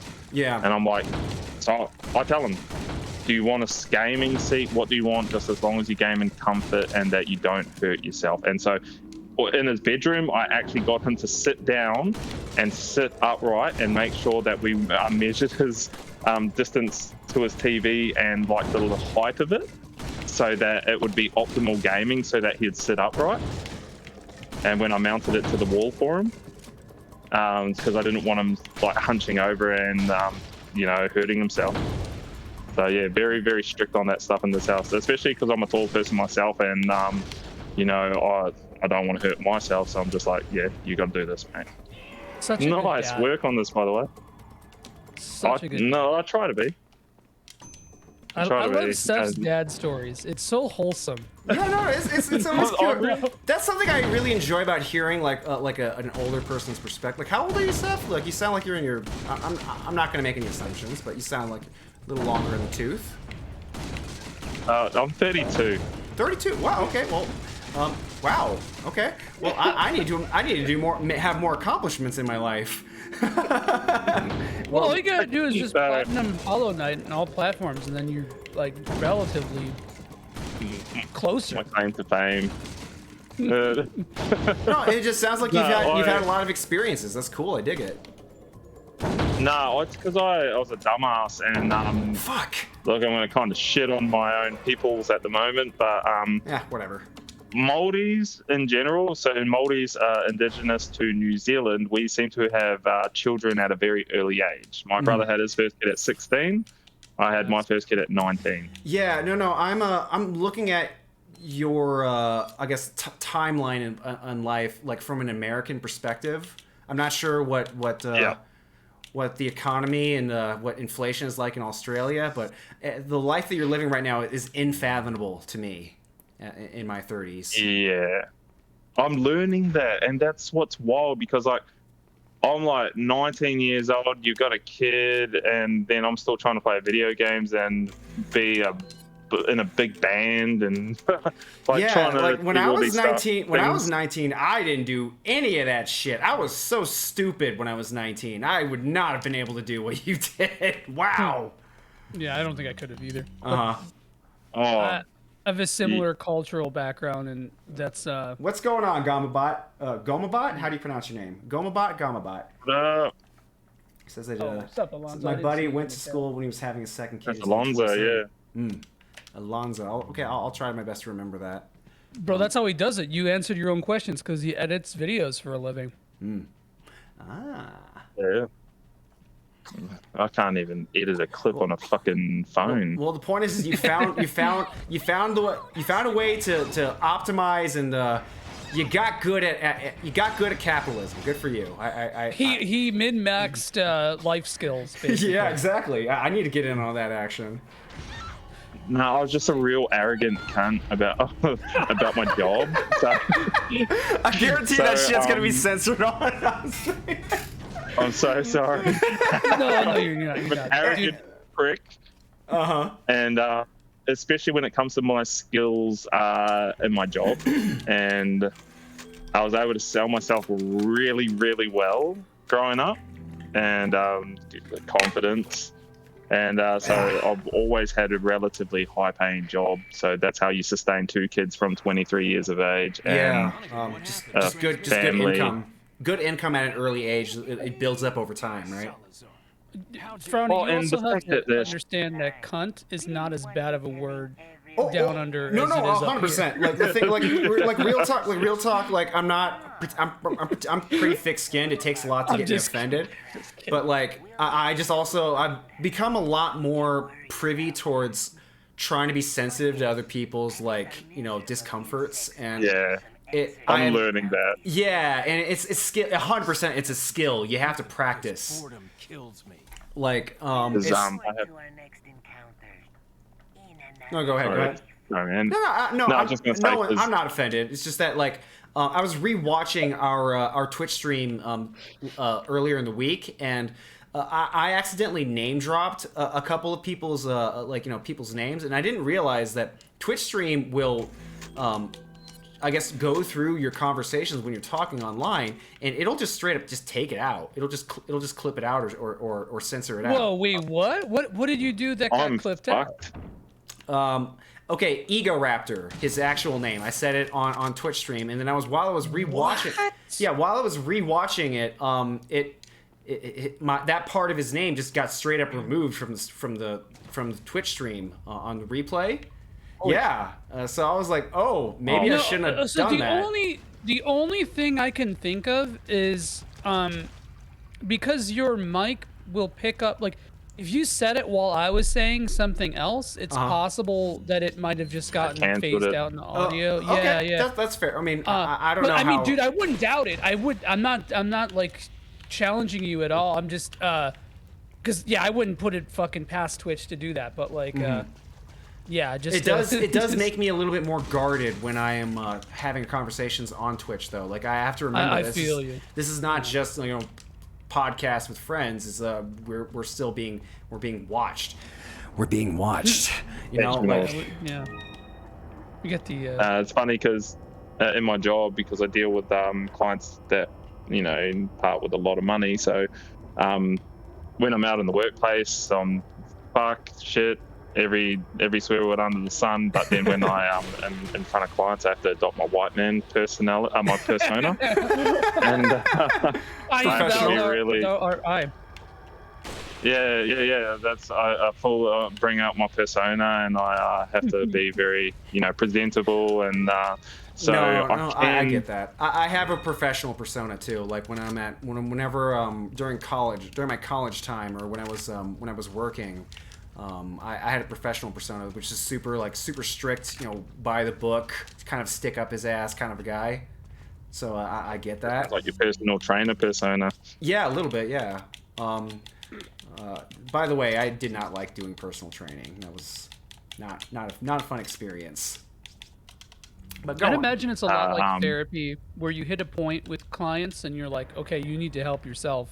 Well, sort of. My main problem with personal training, I only did it for a little while, only about a month before I was like, this is not for me, was that a lot of the job was quote-unquote floor work, where what you would do is you would just be in the gym, or in this case, we were at a health clinic, actually. We would be on the floor just doing floor work, where what we would do is just hustle. Hey, you should work out with me, and it just felt like. Oh, I get it. Yeah. And that. Hustle. Yeah, you basically had to hustle. I get it though. You gotta do what you gotta do. But... That made me feel like a used car salesman with workouts, and it made me feel very gross. I did not like it. Like, I'm not helping people like this. This is not the approach that I want to go with. Dude, no, that sucks. That sucks. It's like with that's why I didn't mind when I was teaching music. It's just like you can kind of set things at your own pace, and you don't really have to sell your skill set because they're coming to you. Yeah, already. Exactly.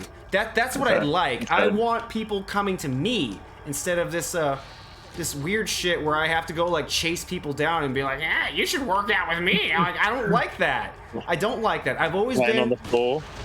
I've always been my approach has always been, for the record, for anyone who's listening, I'm not gonna schmooze too much, but I'm a kinesiologist. I specialize in fitness and in nutrition. I specialize in weight loss, and what I do as a form of income is I provide diet consultations and workout suggestions, and the way I go about it is I just throw that information out there, and I have an open door policy. So whoever wants my help, they come to me. I don't chase people. All right? That's good. That's the way I prefer it. The only thing is that it sucks, man. I mean, gig economy in general, there's so many aspects of salesmanship to it. I mean, Yeah. Even what I do is like this, and it's like I can't do it because I've worked sales jobs before, and it's like I just can't, man. I never want to feel like I'm infringing on somebody or being annoying, or because like I would rather my takes annoy people. Like I'd rather if I were to annoy you, I'm annoying you in an intimate way. Yeah. Right. Like I'm expressing myself and it's irritating you. Like to me that's fine because like there's a bit of an exchange there. Yeah. Like you're listening to me, I'm listening to you. You just disagree rather than like, hey, do you have a minute to talk about the Lord? Shit like that. Like it's just fucking awful. Or just being like just the whole sales persona is so fucking sleazy. And I get that like you gotta do what you gotta do. And it's hard to sell yourself when, like good work should always speak for itself. Exactly. Right? But it's hard to get to the point Just about to say that. where people will just want to do it, right? And like the people, there's so much pragmatism involved in that kind of thing for both the client and the what's the word? The person providing the service. So there's just too much work involved there that it's easier for people as a whole to just not have to seek that out. There's a reason, it's the same reason why like radio shit's popular, right? Because like you don't have to think, you just turn on the thing and it tells you what to do. And like for something like diet stuff, if you're looking to lose weight, you're probably going to go to a gym, or you're probably going to like Google how do I lose weight and then find out from there. Yeah. So it's definitely hard, man. But I think that there is, I'm not saying that there's not a market for it or that you're not successful doing it, because obviously you wouldn't be able to play video games here on twitch.tv/TheBrilliantSkies Live if I wasn't making at least getting some income at least, from it. Yeah. Or whether or not your moonlighting is like an OnlyFans model. Nice chocobo, by the way. Moonlighting is an OnlyFans model. Maybe when I was at my leanest, I might be able to get away with that. Not nowadays. Yeah, I gained too much weight for that to be a thing, unfortunately. So here we are.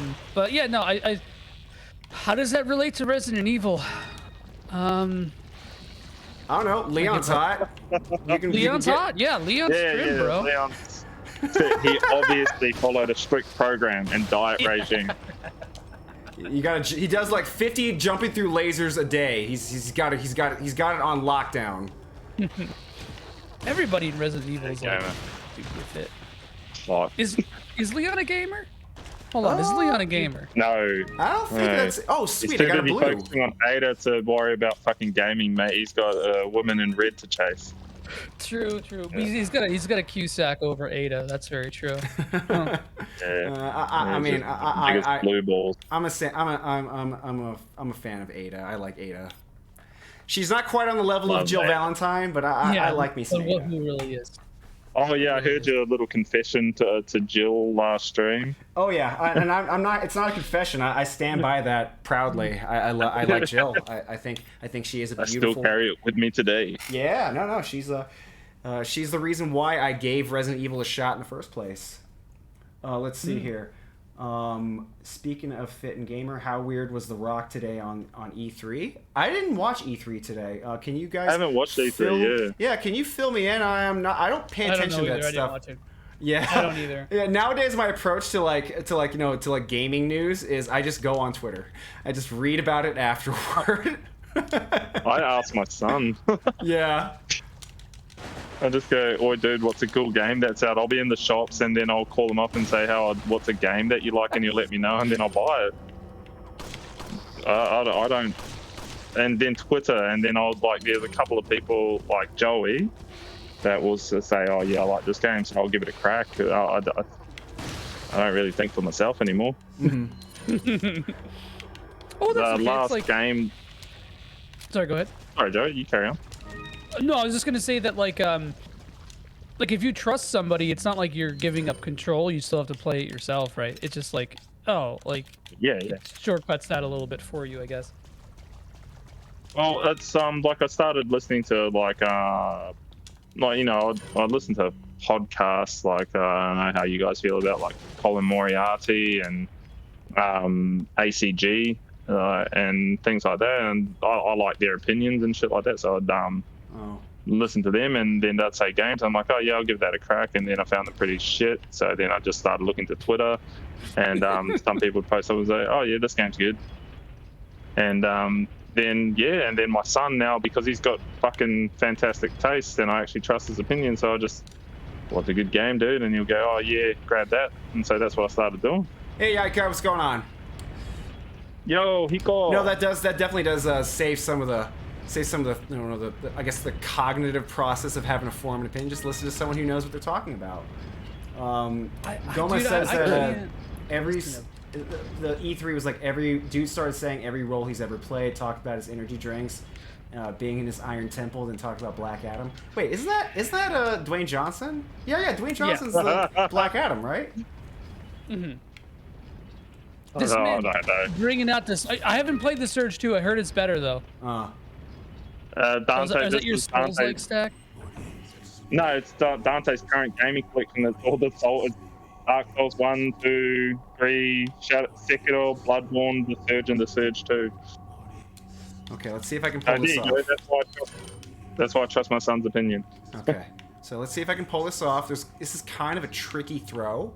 So there's a creepy little cult thing going on. We're gonna just say hello. Oh, hello. Good night. Oh, good shit. And we're gonna just make sure that they don't get away. Hey. Get over here, bitch. Oh no. Get over here. It's so fun watching somebody who knows this game really well. Oh, I love it. I'm not trapped in here with you. You're all trapped in here with me. God, who brought Batman in here, bro? I hate it.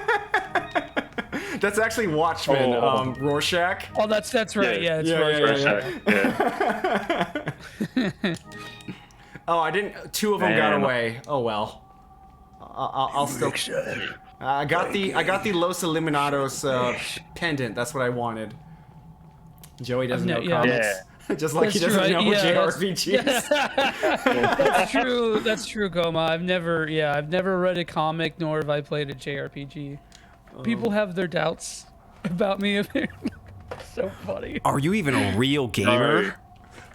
I don't know what a JRPG is. I've never played a Final Fantasy.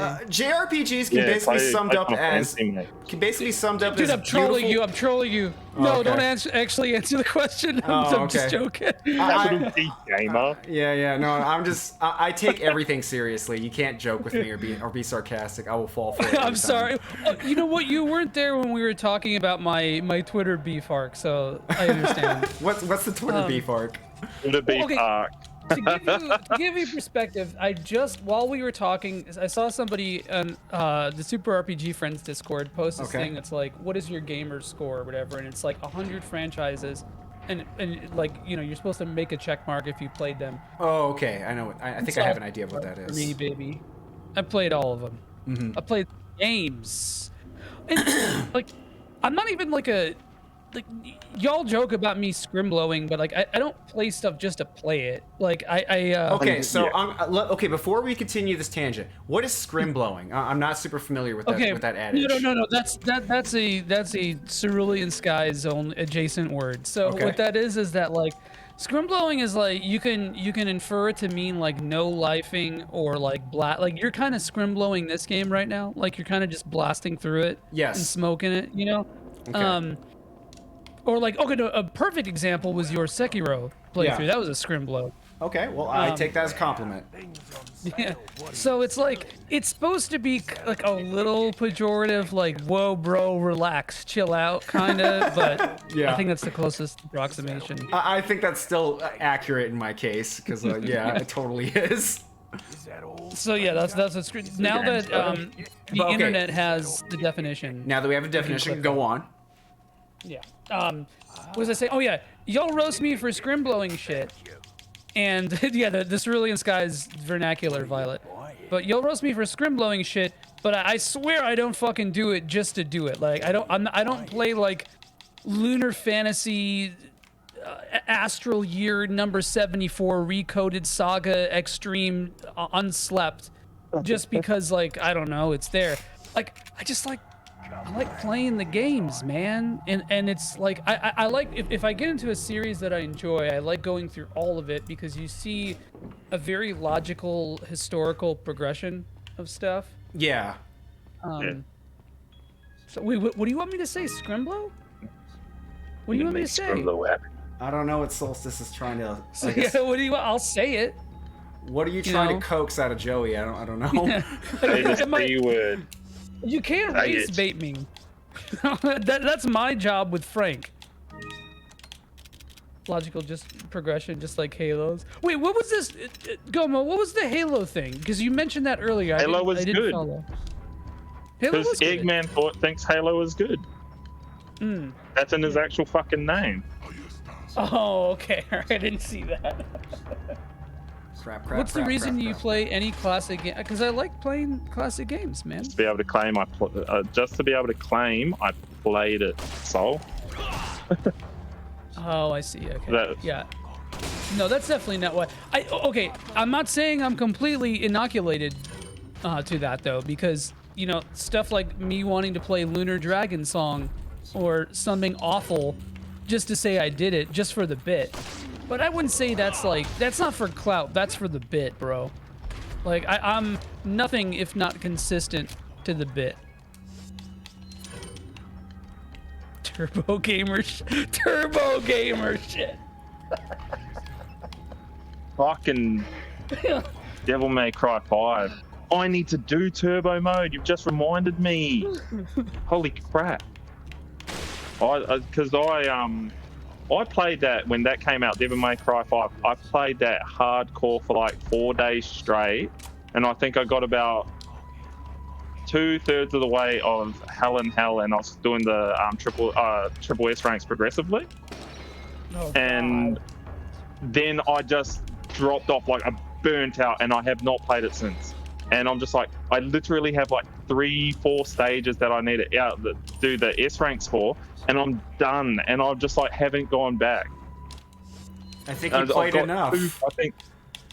I got 2 trophies left, and I'm just like, nah, fuck this game, I'm done. And I bailed. I think it was doing Virgil on DMD mode that kind of killed me though. Like, just killed my vibe, because that took me like fucking 2 hours or some shit. So, Seth, you should appreciate this, I think. So I had fully intended to play Platinum DMC5, and I just never got around to it because I started the game and I was like, yeah, I'm gonna kill Urizen in this prologue. That's what I'm gonna do. So I did that, and then like, cause you beat the game and you unlock what's the difficulty after the secret ending. Yeah. But you unlock like. Yeah, right. Oh yeah, Son of Sparta. Yeah, so I played through the game the first time on Son of Sparta, and then I was like, okay, yeah, I can do this. I can platinum this game, I think. And then once I finished the game, I just didn't go back to it. There's no reason why. I just didn't. I don't know. Devil May Cry 4. Everyone, like all the hardcore Devil May Cry heads, fucking shitting on Devil May Cry 4. That is. I love Devil May Cry 3. Don't get me wrong. It's what got me to fall in love with the series, but I fucking love Devil May Cry 4. I love Nero as a character. I thoroughly enjoyed the Devil Bringer. I enjoyed Devil May Cry 4's War. I had a pretty good run of it. I don't know if I'd ever want to play it again, but it was good. It was good. I 100%ed that game twice, so I got the 1,000 because I used to have multiple accounts, and I got the full 1,000 on that 2 times in the span of 4 days. Wow. Jeez, dude. That's dedication. Okay, I haven't played DMC4. Same with Ninja Gaiden 2. Fuck. Oh, that's no. Fucked up, dude. That's fucked up. No, you're a sick bastard. Ninja Gaiden Black? No, he said Ninja Gaiden 2. Ninja Gaiden 2. Yeah. Oh, wait, I played that too as well. On Xbox. Yeah, I got the 1,000. On Xbox? So I didn't get the full 1250. On Xbox 360, so I got the right? 2,000 for that. Yeah. So I got the 4,000 on that. I didn't do all the DLC. I had one achievement left. Wow. And I never went back, and I hate myself for it. We played the same game with the same level of obsession. Master Ninja mode, right? Yeah. Wow. I had no challenges. From one legend to another, I tip my hat to you. Wow. That is not very many people could do that. Not very many people could do that. That's ridiculous. So I just fucked up, and I missed sniping the red guy's legs, and now I'm gonna have to deal with him with the turret gun now. With the Gatling gun, You'll be okay. So I think you'll be. Everything just got fucked. This is gonna be a lot harder than it was supposed to be. So we're just talking about that. So Violet, you said you were talking about suplexing. So this game has a really funny over-the-top mechanic where if you're like just near something, I believe it's like in a stagger state, you can just fucking do wrestling moves on it. Yeah, you'll probably see an example of that in action pretty soon. So funny, dude. Leona's actually the biz. Ninja Gaiden NES Ninja Gaiden 2. I only played the first one, the classic Ninja Gaiden. I'm referring to the one on Xbox. I know. Ninja Gaiden Black and Ninja Gaiden 2 Vanilla on Xbox 360. I was just highlighting the generational difference between me and Goma because I'm like 500 years old. Yeah, it does highlight.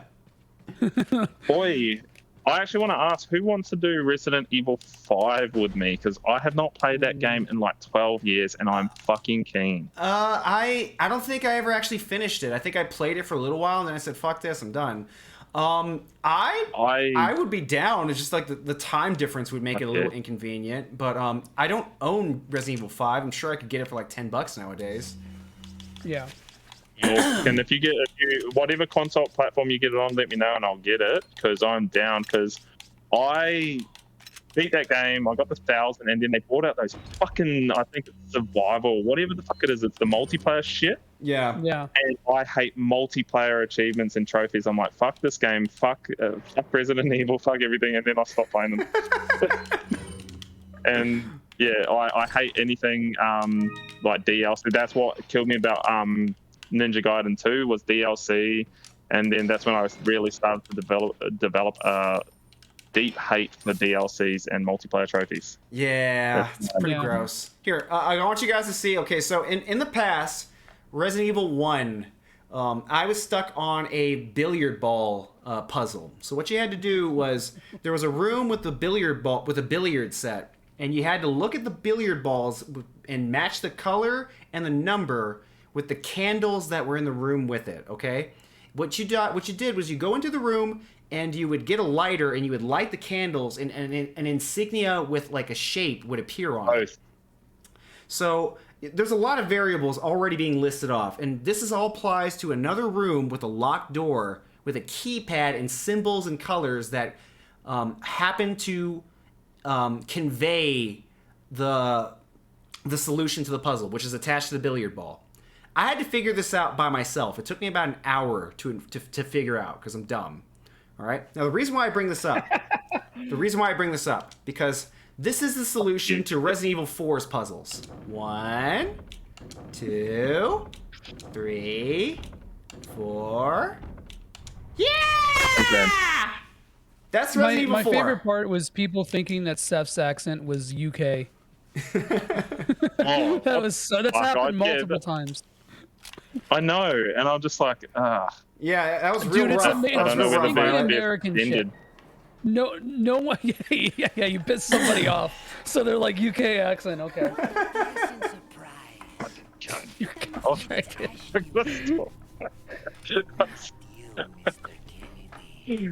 jeez, I gotta stop dropping the C-bombs. My goodness. No, you say the cunt word as much as you want. It's your word to use. That's what I try and save it for the Hollow Knight streams, because that's just what it's going to be the whole time. It's just fuck this. And so yeah, it's no great thanks, fun. bro. Oh yeah, Little Napoleon. Yeah, Little Napoleon. You know, I Violet, love this character. are you a Resident Evil stan, Violet? You're going down. He looks so crunchy. That's a description. little Polly. I read that as Polly. Okay. Little Polly. Holy. He has like a Tinder Napoli. profile for his polycule. Okay, so this fart sucks because like I'm surrounded by dudes with scythes, but what I can do here yeah, I is remember this part. bottleneck them all into one area. Yeah. Yep. Throw the other one, thank you. And for some reason they don't pick them up again, so I can take advantage of this. Alright, got a twofer. Thank you. Oh, hey, this fucking guy. Okay. This fucking guy. Nuts. Alright. We're letting that wasn't Frowny supposed- poke Oh it. no! Hey. That wasn't supposed to happen. That he could easily just kill them with a shotgun, but he's saving his ammo, so he can flex on them. Yeah, it's just so that he can say that he did it with the pistol. Well, no, 100% though. It's the main reason is that the kick does so much gets a damage. So much Yeah. damage, dude. Yeah, It's it so does. sad. Yeah. It does so much damage. So like, why would I waste a precious shotgun shell when I can just pop them with a few bullets and a couple knives and bing bang boom? So why not just do that instead? Hi. Also, I have the suplex. Look at that. Instant death. He definitely channels his inner Chuck Norris with his kicks, man. It's like he fucking draws from the earth. Oh. Oh, hi. Stop that. Oh, come on. Can anyone give me a realistic explanation money. as to why Sony got- will not? Yeah, They were paid an exclusivity deal. That's the only reason why. Literally the he only punches a reason. fucking rock. He literally fist pumps the shit out of a rock. Okay. And Violet, I will say that if you haven't really played RE4, I think it's like a pretty. Even if you're not a fan of horror, I think that you can have a good time with it. Yeah, I would say pretty much anybody vaguely okay. Anyone vaguely familiar with like any approximation of first-person shooters can probably handle Resident Evil 4, especially nowadays. Like its age shows pretty. It definitely shows its age a little bit more, but that actually works to its advantage. So the game's not super paralyzingly scary anymore. I'm kind of scared of those suplexes. God damn it! Button one. Oh my god, I'm pissing away bullets. Get over here! Super. Oh, Someone damn, that's you like need to just dropping them off a hit. one-story building. Oh, never mind. No, we didn't. Dude, can you fucking... Oh. Ah! Well, if this was the Wii version, you would have shot him 7 times in the head, and he still wouldn't have died. That's Honestly, kind I of... love the Wii version. That's I love it so too, much. man. a little over the top there. It's just Okay. fun. It is fucking fun. So, okay, I fucking hate motion controls. I think I've expressed this to you Oh, before. I loathe them. I hate them. But in this game, in Metroid Prime 3, baby. No, Violet. This is the PC version, so No. most likely the GameCube. Yeah, this is based off of the GameCube with like slightly upscaled assets. Or actually, you know what? It might be PS2. It might be like an upscaled PS2. No, as I it came out. understand, this is based off the GameCube version along with PS2 assets. So Extras, yeah. the difficulty That's is what I from mean, the yeah. GameCube version, but it ports over the PS2's assets. So the 100% hidden weapons gamer. that you can unlock. This is like the Skyrim of horror games. It really is. Yeah, it's been it's been re-released so many times, and why not? It sells. It's I'll every fucking bit as buy it every time too. yeah. It's that good. Yeah, because there's definitely HD stuff. Get in it, this Violet. version. Definitely get it if you have the Yeah, fuck it. opportunity or the option to play Resident Evil 4 on a Wii. Just buy it instantly. I mean, RE4 on the Wii is a unique experience. It's not bad, but I feel like this is the best way to experience it. Oh, That is a $15 yeah. game, complete in box. Because, like, if you can just get perfect headshots over and over again, it takes a lot of the tension out. It's just not the same. Yeah, but it's like if you're not a fan of, if you just like want to play through the game, I think it's like a really stress-free. I guess, yeah, I can't disagree with that. As far as just like being a fun game to just turn your brain off to and just have a grand old time, sure, it's fine. I love it. I love it personally, but I have like an addiction to headshots. Like Yeah, and that sound. in Mass Effect, in any like single player focused game, if I don't get a headshot, it doesn't count. I will straight up like reset a checkpoint if I don't get headshots. Yeah, I did the same thing. Yeah, you know. Dude, it's the Counter-Strike in me, man. Oh. You know, that's one of the things that the sound for the headshots in this is just so nice, but Gears of War, man. Gears of War headshot sound. Just that pop, that gushy, juicy. Yeah, it's just that crunchy, juicy pop noise. Like, yeah, it's just like, okay, that's another thing like that I find fascinating with video games. It's just how like refreshing and like good it feels to just do horrible violence that you'd never do in real life. So, Frowny, I think Yaiko is starting his Sekiro stream. Oh, so for it's real? up to you how long you want. Damn, already? Yeah, we are at a good place to stop though. Like I just got to The good part. this is a good place to yeah, I think this is you bring up a good point. I did say the soft cap would be 2 hours. It's a shame we got more people like flowing in. I don't know. What do you guys want to do? Do you want to go like pop over and say hello to Yahiko while he streams Sekiro, or do you want to see another hour of Resident Evil 4? I'm okay with either personally, because I'm just getting my stride right now. Let's do a poll. Can we do a poll? Let's do a poll. Why not? How about this? How about we do another 20 minutes and then we'll pop over to Yikes. Yeah. Okay, that's fair. I think that's actually a good spacing for the next save point.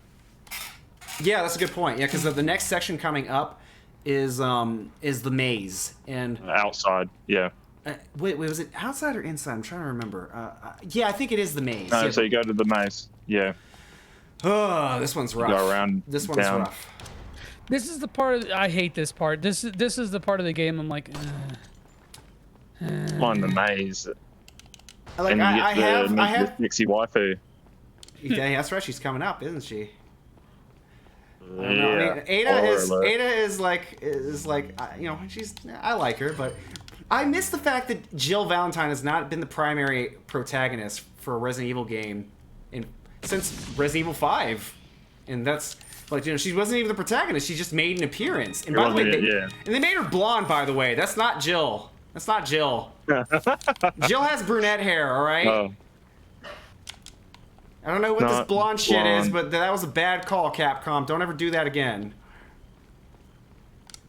There's a company that listens to the criticisms, though. I've got to admit, Capcom are pretty good at that. Yeah, that's fair. They do. That's why they have fucking 1,000 iterations of their games, though. So you're saying when they re-release Resident Evil 1 again as a third-person shooter, over-the-shoulder shooter, Jill will definitely be brunette in that game. Got it. Yeah. And you get like nice close-up of her as well, just to piss you off even more. I mean, I don't know. I have a special place in my heart for the fixed camera in RE1. I don't know if I'd ever want to have that modernized. I don't know. I don't think it would work though. Like the way RE1 is designed is explicitly designed for, you know, fixed camera angles. And having over the shoulder shooting, like this little patch right here is actually a perfect example of what most of the game would be like. So if for anyone who hasn't played the game recently, a lot of the game's maps are tight hallways. Okay?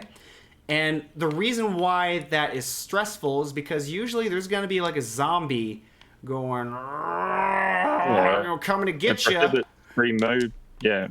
And you have to find a way to awkwardly navigate past this stumbling like, you know, creepo without getting bit. In that tight, narrow space, forces you to engage with it. You can't run away from him. Yeah.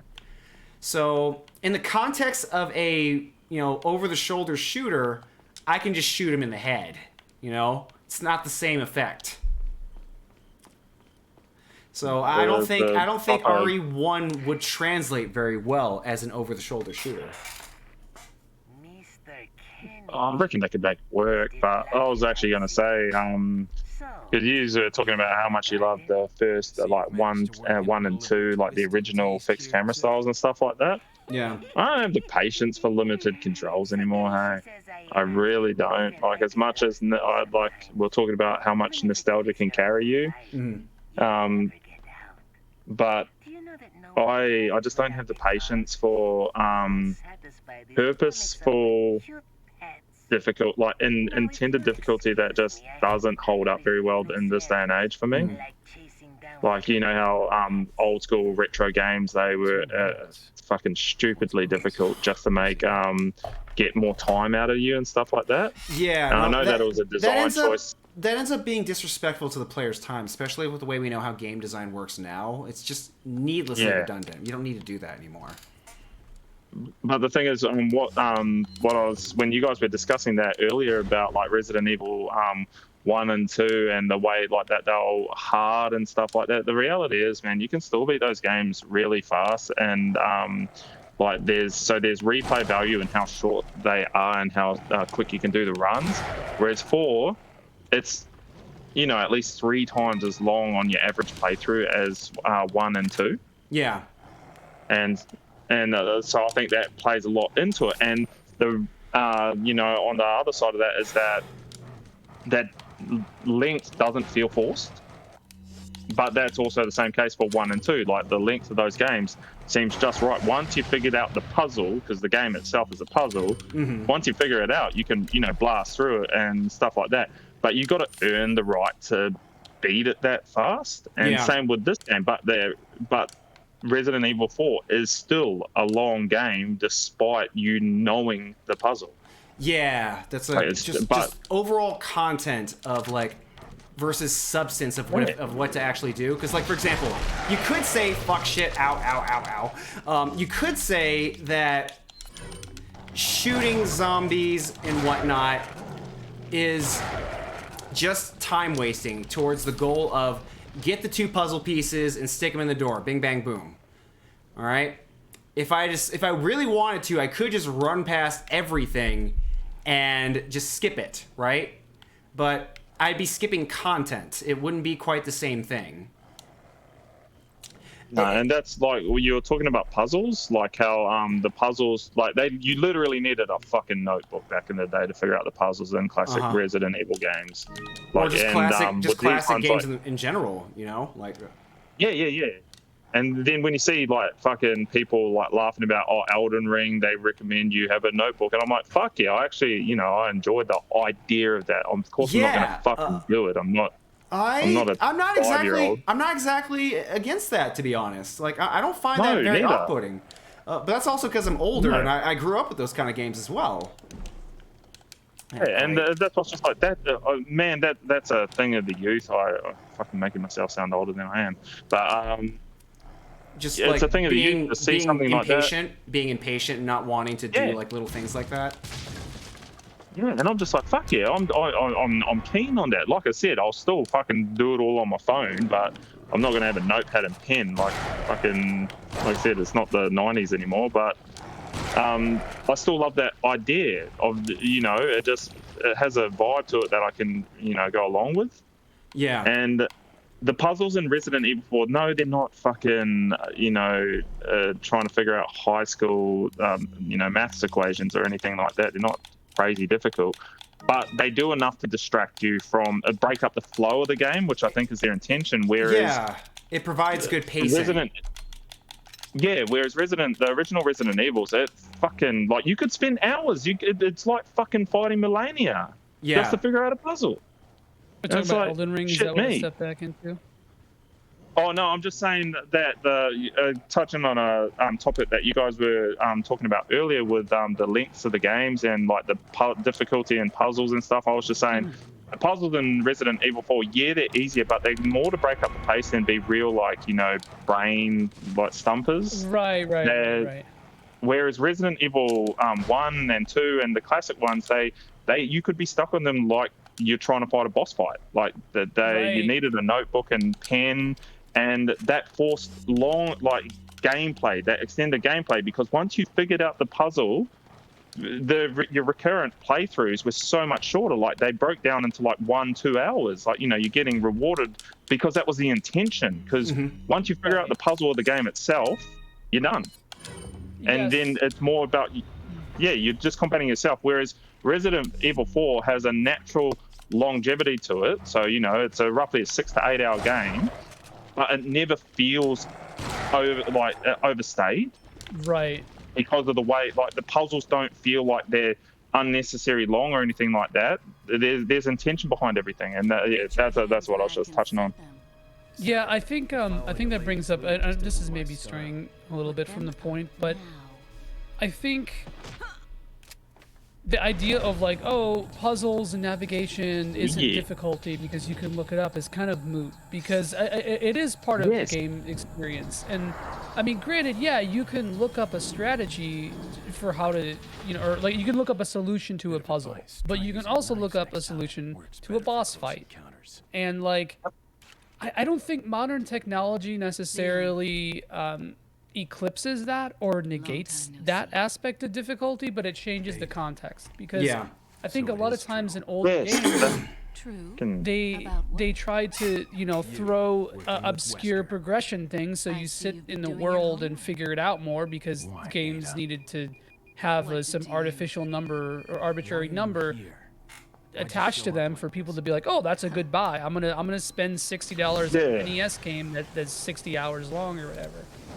But I mean, even in games nowadays, I don't know. I don't know. The conversation's a little bit different, because sorry, carry on.